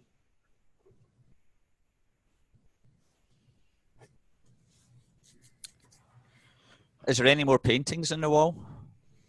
There are a few, mostly of, they look kind of Spanish. Maybe there's a few paintings that resemble stuff by Goya. I put the torch back on at this point and have a look about the dresser or whatever next to the bed or round about. Is there anything just of interest in the top drawer or lying on top of anything? Doesn't look like it. Nothing. No journal. No correspondence. There is on a little desk. There is a pen set. A quill. But that doesn't look like it's been used in a long, long time. How about when you said that we noticed the light from before? It looked like a kerosene lamp or something. Is there a kerosene lamp in the room? There is. And if I touch the outside, does it feel warm? Go ahead and do a touch roll. Yeah, I'd say that it feels like it could have been lit recently. Because it smells a little bit like oil. Yeah, it was part of my fear is that he didn't take the light because he can see well in the dark.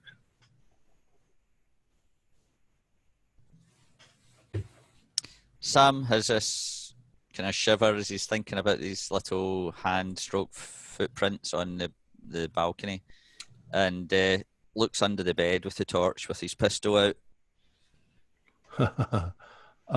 Well, you don't notice anything under the bed.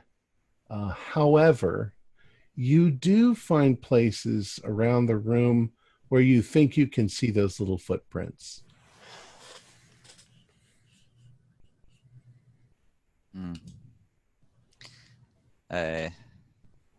I'm happy to move on, isn't he? What about you? Let's check on the other guys. Okay. Yeah. While you guys are up there, what are you guys doing downstairs? It was my intention to hold my spot on the stairs and make sure nothing comes through that front door or up the stairs behind us. Same thing here. Nothing happens. There's no, you can hear them creaking on the floorboards upstairs. Okay. But there's no sudden noises or anything like that. Except that you hear Sam say, "Holy hell." Kind of wince a bit. Holy hell, Professor. All right, they start coming back down the stairs. So you're all meeting down at the bottom of the stairs. How's it looking up there? Empty, creepy, little footprints like some kind of rat child. So I don't know what there's More like the thing we all saw at Latumba there, huh? Yeah, too much like that, actually. It's really, Sam looks a wee bit kind of flustered, you know, he's a bit shaken by it. But this is our top floor, isn't it? So it looks like we're going down. We explain about the footprints, David's footprints and all that. Okay. So you come to the place where the stairs lead down into the basement. And just shining your light down there, you can see that they go down quite a ways, and then there's a landing and they turn a corner. So you're still at the top of the stairs. That you can only fit maybe one person at a time going down. So I'm a little concerned about this here. I mean, this looks like where David may have gone and where he may have been taken. Did anybody bring a grenade? I only got connections to the police department, not the National Guard Armory. Sam doesn't mind going first, you know. I've already been bitten and creeped out, so I'll head down, but I want somebody with a shotgun over my shoulder, you know. Yeah, I'll come down second. okay. I'll take the rear with my shotgun in case if something comes from the back. Okay. It's a little confusing here. You're coming down this direction and then going this direction. Does that make sense? Yep. So Sam puts the flashlight on. He's not bothered about somebody seeing a light. One thing that you notice as you come down the stairs is you can smell blood, meat, something like blood or meat, like a slaughterhouse, an abattoir. Oh, this is all too familiar. Did we bring some of that kerosene with us? Oh, we've got dynamite, haven't we? Yeah, we have And both. a little bit of kerosene. Oh boy. Okay.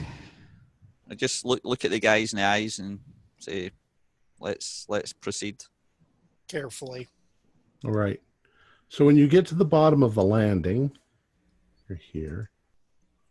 There is a door to your left. Is that smell particularly strong coming from the door or in the other direction, or is it just all through the whole area? It's a fairly narrow, confined area. You can see down towards the end a flicker of light, but it looks like it's from the furnace. There's Okay. a furnace in here. Um, A lit furnace. but the smell is pretty prevalent down here.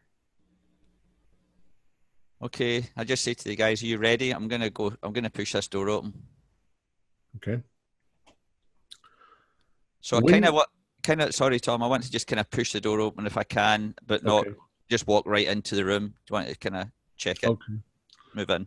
When you push the door open, you are immediately assaulted by the smell of slaughtered meat.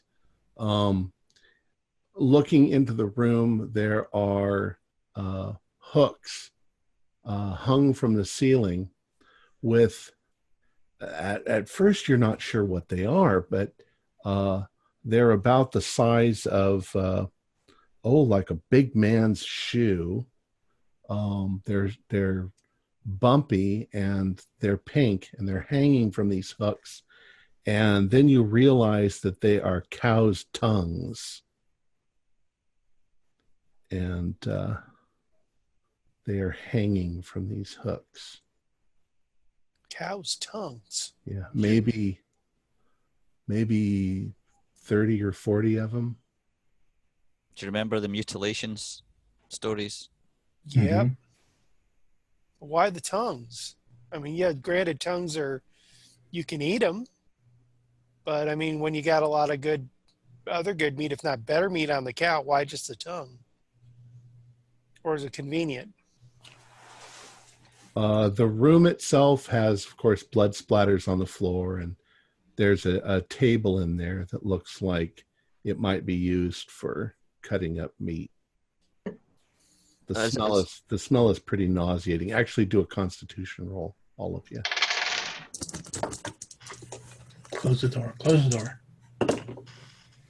Odd 4. Ooh, I just passed. Just passed. Okay. So you all passed? No, I didn't. Oh, okay. You feel extremely nauseous. You have to sort of separate yourself from the others. I've been in some bad places like this, but something about this. Sam swings the flashlight across the floor of the room. There's nothing else just apart from all that stuff hanging up. Nope. Looks like this is where they hang their meat. Okay, pull the door over quickly. Okay.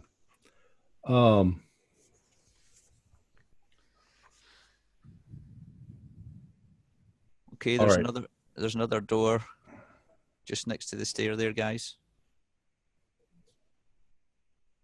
Okay. That proves also to be a storage house. There's other pieces of meat in there too, but there's still a lot of tongues.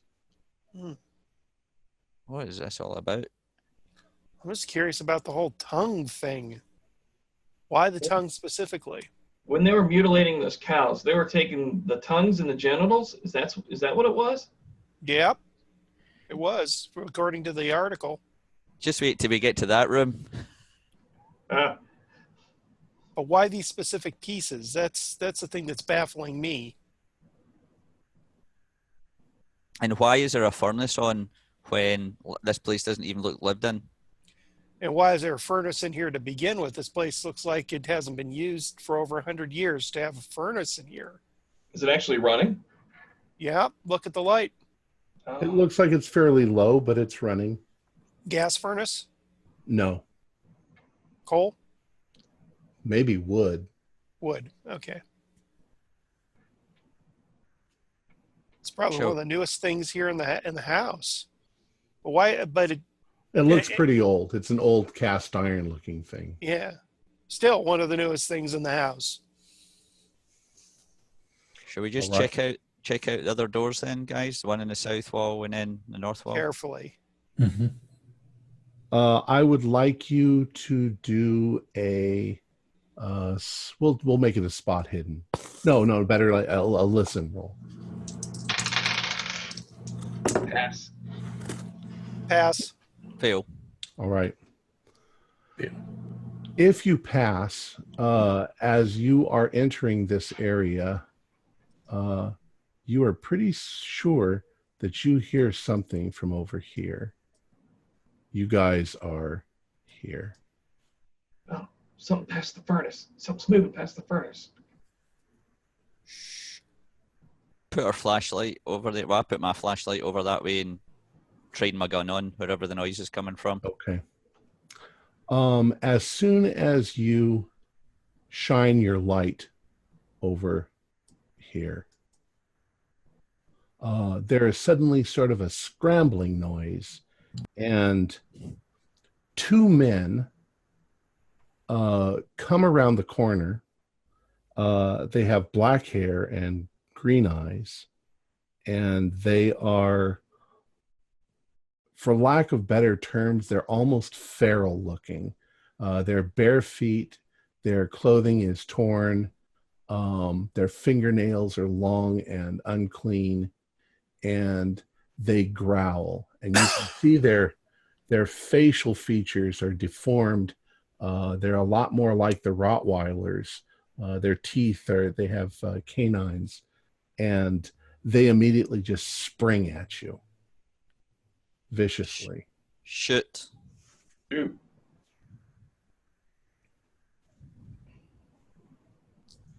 So what do you do? Oh, you said shoot? Yeah. Or did you say shoot? I went shoot quickly. Oh, yeah, belter. I got a 07. Okay. You hit the first one. What damage do you do?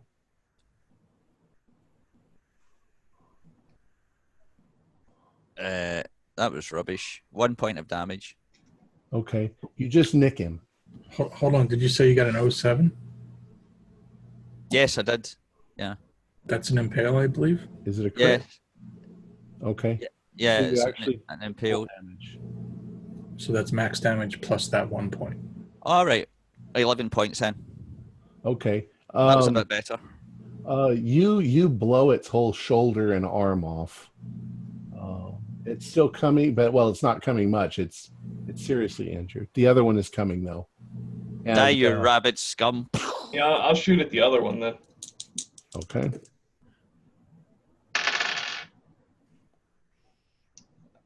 Pass with a 29.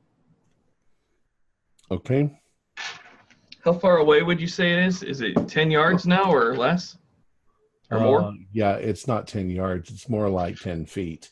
Okay. You're in the same room with it. 16 points. Nice. Okay. Yeah, you basically blow its head off. Okay. And if anybody wants to dispatch the other one, that's pretty easy. So we'll say you kill them both. Still, there's no noise. Ow, my ears hurt. Oh. Yes, yeah, your ears really hurt. Ow. Ow. What? Oh. Glad I didn't hear that. I'm just glad it wasn't a rat thing. I just didn't want to see a rat thing. Let's maybe creep round the corner a little bit and see if there's any more of them getting ready to blast. Okay, as you creep around the corner, going in that direction, you can see that this area is kind of like a little bivouac where maybe they sleep. There's some old ripped up blankets on the ground. There's it's pretty nasty. There's probably feces and other things here, like a dog's nesting place. There is also a little archway and the stairs leading down further, and from that area you can smell 10 times as much nasty worse. The ground is filthy. There may be lots more of these things downstairs. I suggest we move these bodies out of the way so they're not immediately discovered. Yeah, and I I'm think not we're going to have to look downstairs, but why don't we take a look in these other two rooms before we do that? Yeah, I'm seeing another two rooms here too. Yeah. Okay. The the one on the south is just another storage room. In this case, it seems to have just more of the same. Bodies in here. If Yeah. we cover them up, all the better. Yeah. You're going to get found, but the less chance they have of being found, the more time we can bide. All right. So now you're going to go to the north. What do you want to do?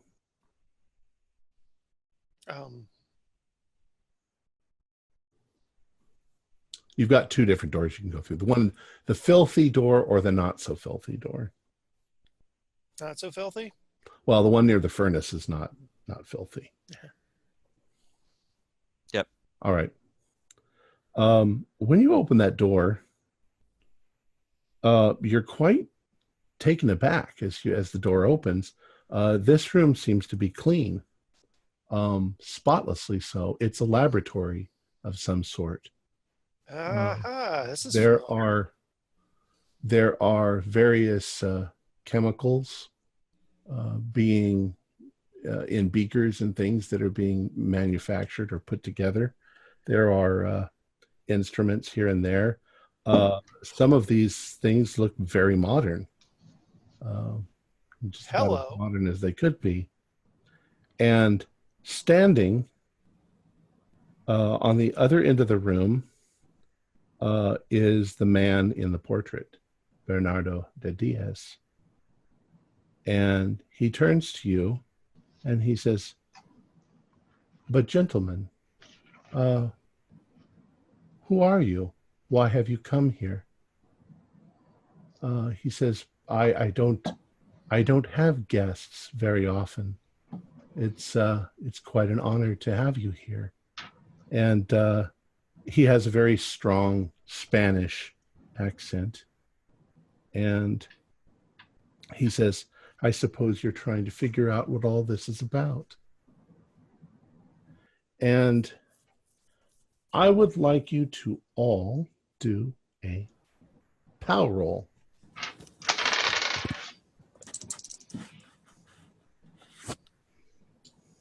Pass with an extreme. Yeah, ought 4. Critical fail. Okay. How about you, Jeff? Fail by 6 points. Okay.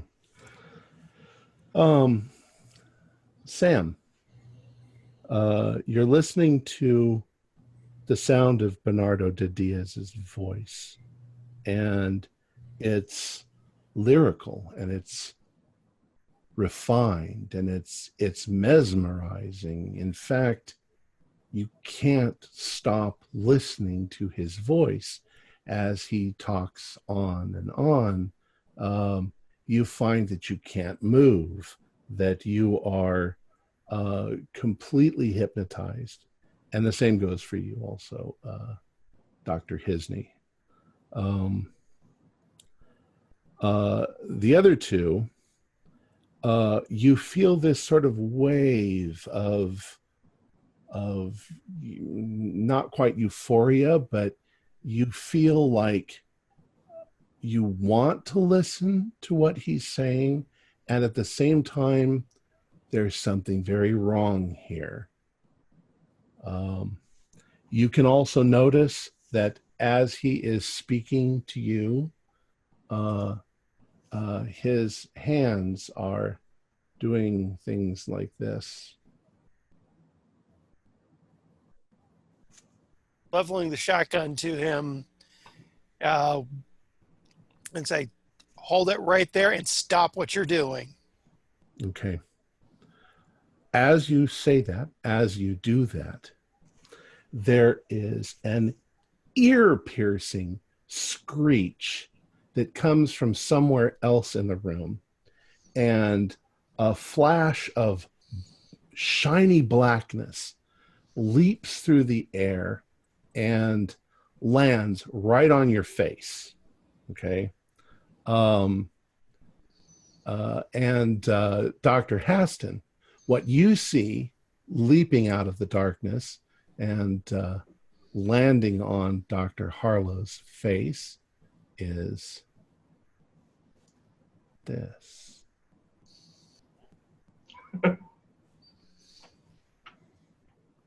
And it's going like this and clawing at your face, Dr. Harlow. Do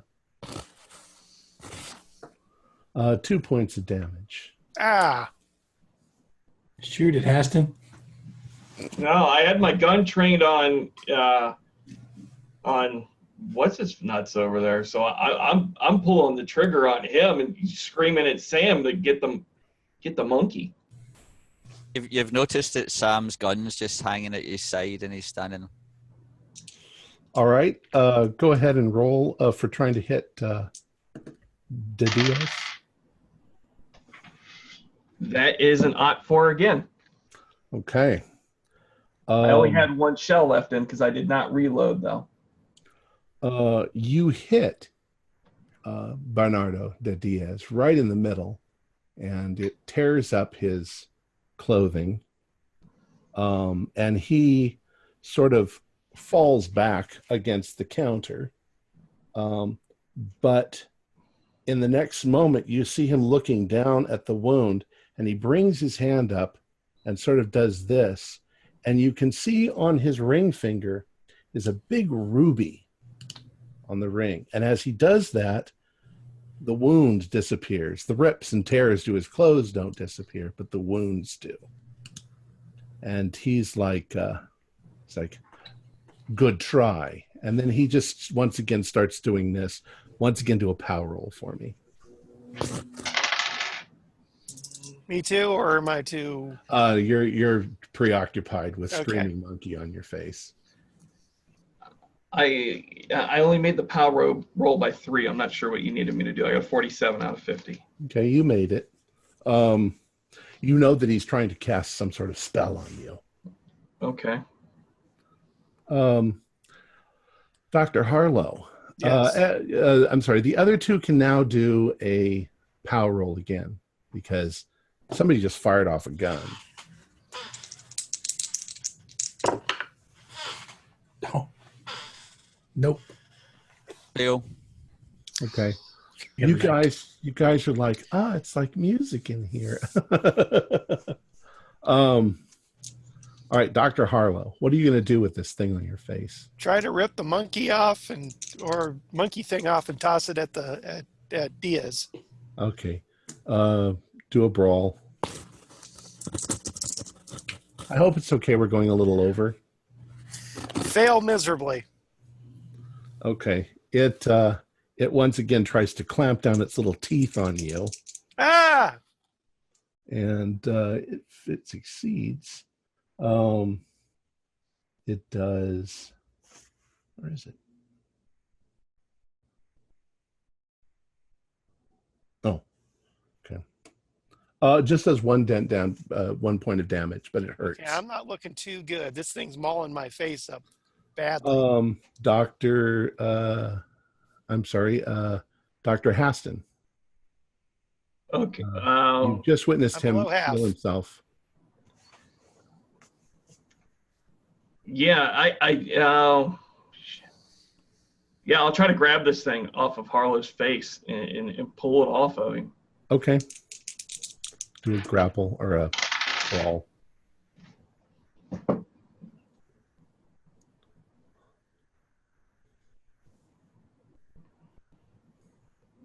I have a pass, 26 out of 40.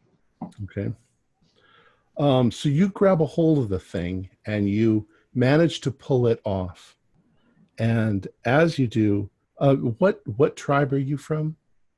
Hopi. As you pull the thing off and it twists its little head around and looks at you, it says something. It says, leave me alone. But it says it in Hopi. Oh, shit. Okay. You do a sanity roll on that one. Oh, I failed that. Okay. 1d4. I think 2. Okay.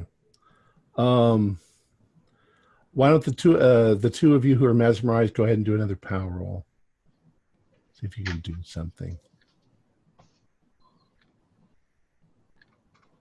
No. Okay. I got exactly my PAL score, so I think that's a pass. Okay. Dr. Hisney, you start to shake it off. You're not sure where you are for a few seconds. Next round, you'll be fully conscious. Okay. Sam? Oh, I wasn't successful pulling it off then? Yes, you were, but it Okay. it told you to let go, so it scared the crap out of you. Okay. Some failed. Sam, I'm going to say that at this point, you just suddenly keel over. You seem completely out of it, completely unaware of everything. Okay. Dr. Harlow. I'm just opening up and with shotgun on Diaz. Okay, go ahead. As long as nobody's in the way. At 9. Okay. Once again, you fire. How much damage? Let's see, what's the damage on the shotgun here? Double check. I think it's 46 because we're close. 46, yes. Yeah. Okay. And there's no impale for shotguns. That's because they go. Yeah. Unless you were using a slug, which I don't think you were, but 13. Okay. Once again, your blast hits him right about here and literally blows parts of him away. And the next second, you see him once again move with this giant rubied hand across the wound, and it disappears. Now I'm seeing that, so Yeah. okay. Okay, go ahead. What, Dr. Hisney, you're coming out of it. What would you like to do? The monkey now is leaping around the room very quickly, and you don't know where the attack is going to come or who he's going to attack, but it moves like lightning. having seen him wave his hand with the ring, I'm going to try to shoot his hand. Okay. What's your gun? What are you firing? It's a 38 snub nose. Okay.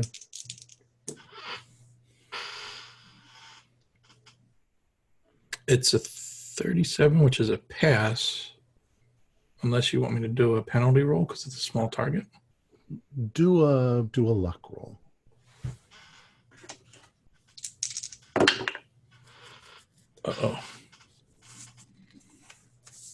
Fail. Okay. You fire and you hit him in the arm, but not his hand. And once again, he just very quickly manages to heal the damage. Okay.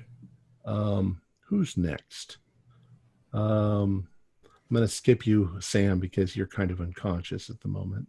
I think I go next. Go ahead, Aston.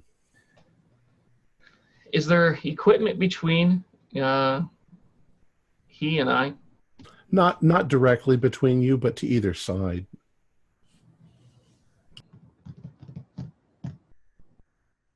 I want to dive at him and see if I can just tackle him and grab his arm. Okay. You got a 53. And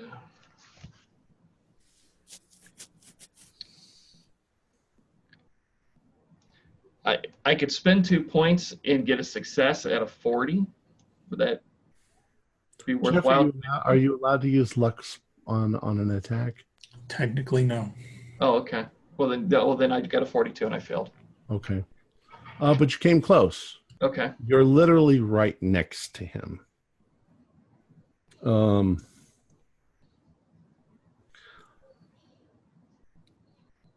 At this point, you notice De Diaz is chanting something and making signs in the air. Dr. Harlow, go ahead and tell us. Okay. So Dr. Hassan's right next to him there. So I'm going to rush up and smack his hands with the butt of my shotgun to stop him from moving around. Okay. Actually, kind of smack his hands. It's going to be a one action smack hands and then clock him in the face. Okay. That's what you're going to try to do. All right. Mm-hmm.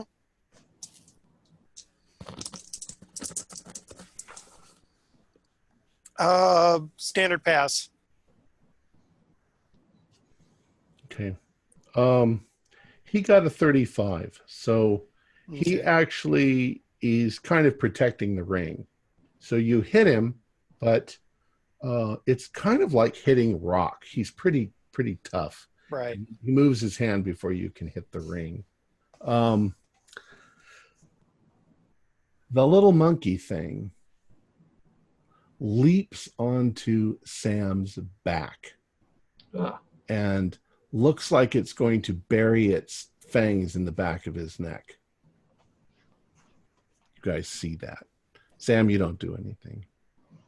It's like being tickled by an angel. He's having a dream about getting a little massage. Do any of you want to react to that? I guess, well, let's see. Hisney, you're right next to Diaz, so you can't. That was Haston. Hisney, what do you want to do? Yeah, if I see that happening, I'm going to try to kick that thing and get it off. Okay. Don't miss. Missed, but not a crit miss. Okay. Good. If it's a crit miss, you can kick. Poor Sam. Legs a little wobbly. You kick, but you miss. And as you do that, the thing looks up at you and it hisses, and it says something along the lines of, I'm going to kill you next, motherfucker. And it says it in English. Sounds like the devil. Can I just tell you, Tom, that when I was a young child, I was attacked by a spider monkey. Oh, geez. So thanks a lot for this. I'm going to have nightmares. You need to take another sanity roll. You've got to make another sanity roll. Oh, man. Dr. Haston, you're right next to Diaz. What do you want to do? Yeah, I'm going to keep trying to grab at that hand and wrench that ring off of him. Okay. Go ahead and do it. Grapple. Success this time. Okay, and he got a 90. I got a 30. So you managed to grab a hold of his hand, and why don't you do a strength roll to get rank the 38 out of 50. Okay. You can tell in that moment that he is struggling to not let you do that, but the second that the ring clears his finger, he just stops. He collapses to the floor. He doesn't breathe his last. He just collapses and almost immediately begins to decay right in front of you. And do a sanity roll. When the monkey sees this, it screeches and it runs and it hits the door and it goes out. This is the filthy door. Fail insanity. Okay. 1d6. Oh, 1. Oh, you're so lucky. I'm both lucky.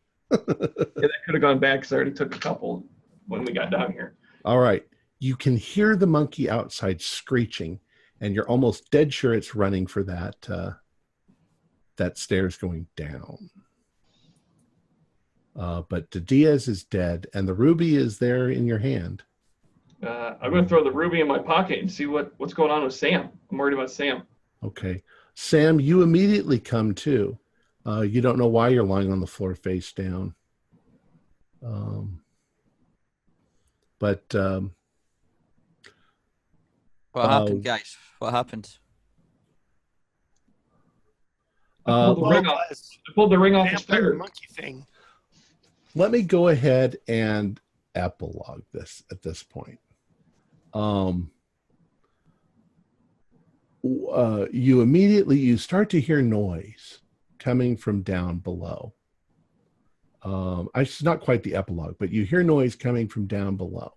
Sounds like howling, sounds like many voices, but they're all growls and dogs. Like there's a whole bunch of dogs downstairs, down in the catacombs beneath the mountain. Let's just say, for the sake of finishing, that you throw a couple of sticks of dynamite down there and you run and you get out of the house, and the whole house and everything blows up and it comes crashing down, and you manage to get out of town and survive to see another day. And that's more or less the end of the story. Along the way, depending on whether, we can do it right away or if Rob comes back, that stone's going away. That's the root of the evil for Rob. He's going to make sure that's gone. Well, all right. We'll say that, even if you have to sneak back later in the middle of the night and at some point and blow that thing up, and I'm going to have you all do a collectively a luck roll just to finish this off. Pass. Fail. Pass. And Jeff? 000. Ooh. Uh-oh. Wow, that you made it hard to decide what happens, but we'll just say that you have a serious problem with the law, because townsfolk ultimately are saying that you crazy people came into their town and blew things up with dynamite, including Bernardo de Diaz's house with him in it. Your detective friends are kind of in a odd position, because for all intents and purposes that looks like exactly what you did, but we'll say that after a lot of legal problems you guys managed to come out of it. All right, do you have any questions? Backstory. Rather simply, Bernardo de Diaz and the Villela Pereiras, the two families, were wizarding families. They both graduated from Hogwarts. No, they'd come here during the Spanish Inquisition to escape the Inquisition. Once they were here and established themselves, they managed to get some other families, the Herreras, the Garcias. All of them had witches in their past that were fleeing persecution, some from Arkham, some from Salem, and they had sort of established this community. Now, everybody wasn't aware of that. The guy running the hotel had no idea.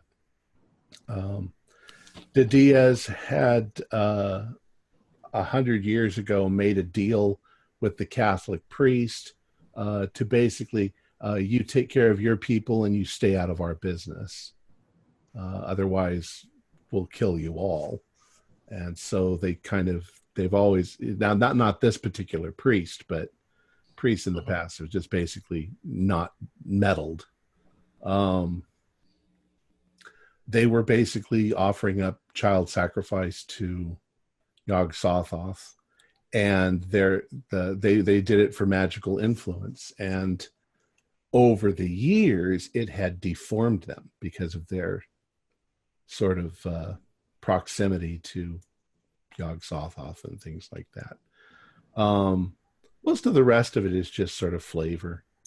I'm not sure what the statues were, but they were probably Cho-Cho or something like that.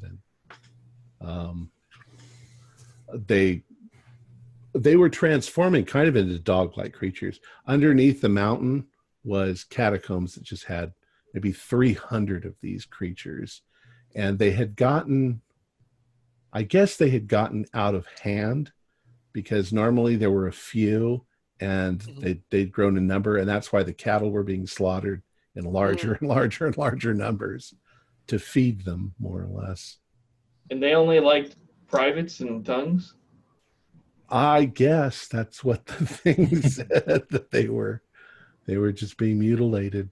So what happened to Gottfried there? What was his deal? All the instructions say is that he and David just got too close, and they were sacrificed. They did have the evidence that David had snuck into the house. So, Diaz was faking his death every 40 years or 60 years. What was under the barn? That was a servitor. Servitor. Okay. Basically, they would take that thing out and take it over to the obelisk, and they'd offer up child sacrifices to it, and the thing was eating what was left. That's why the bones all had like little marks on it, but not. And then I never actually got to say it out loud, but the little marmoset thing was named. It had a stupid name in the actual original.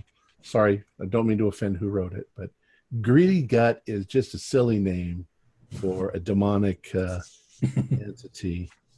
And I named it. The hell did I name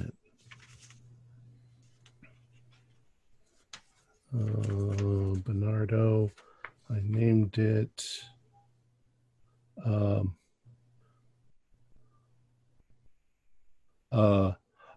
Malvadito, little evil one. Or he also could call it Brujito, little witch. And it had intelligence. So where did it come from? Was it?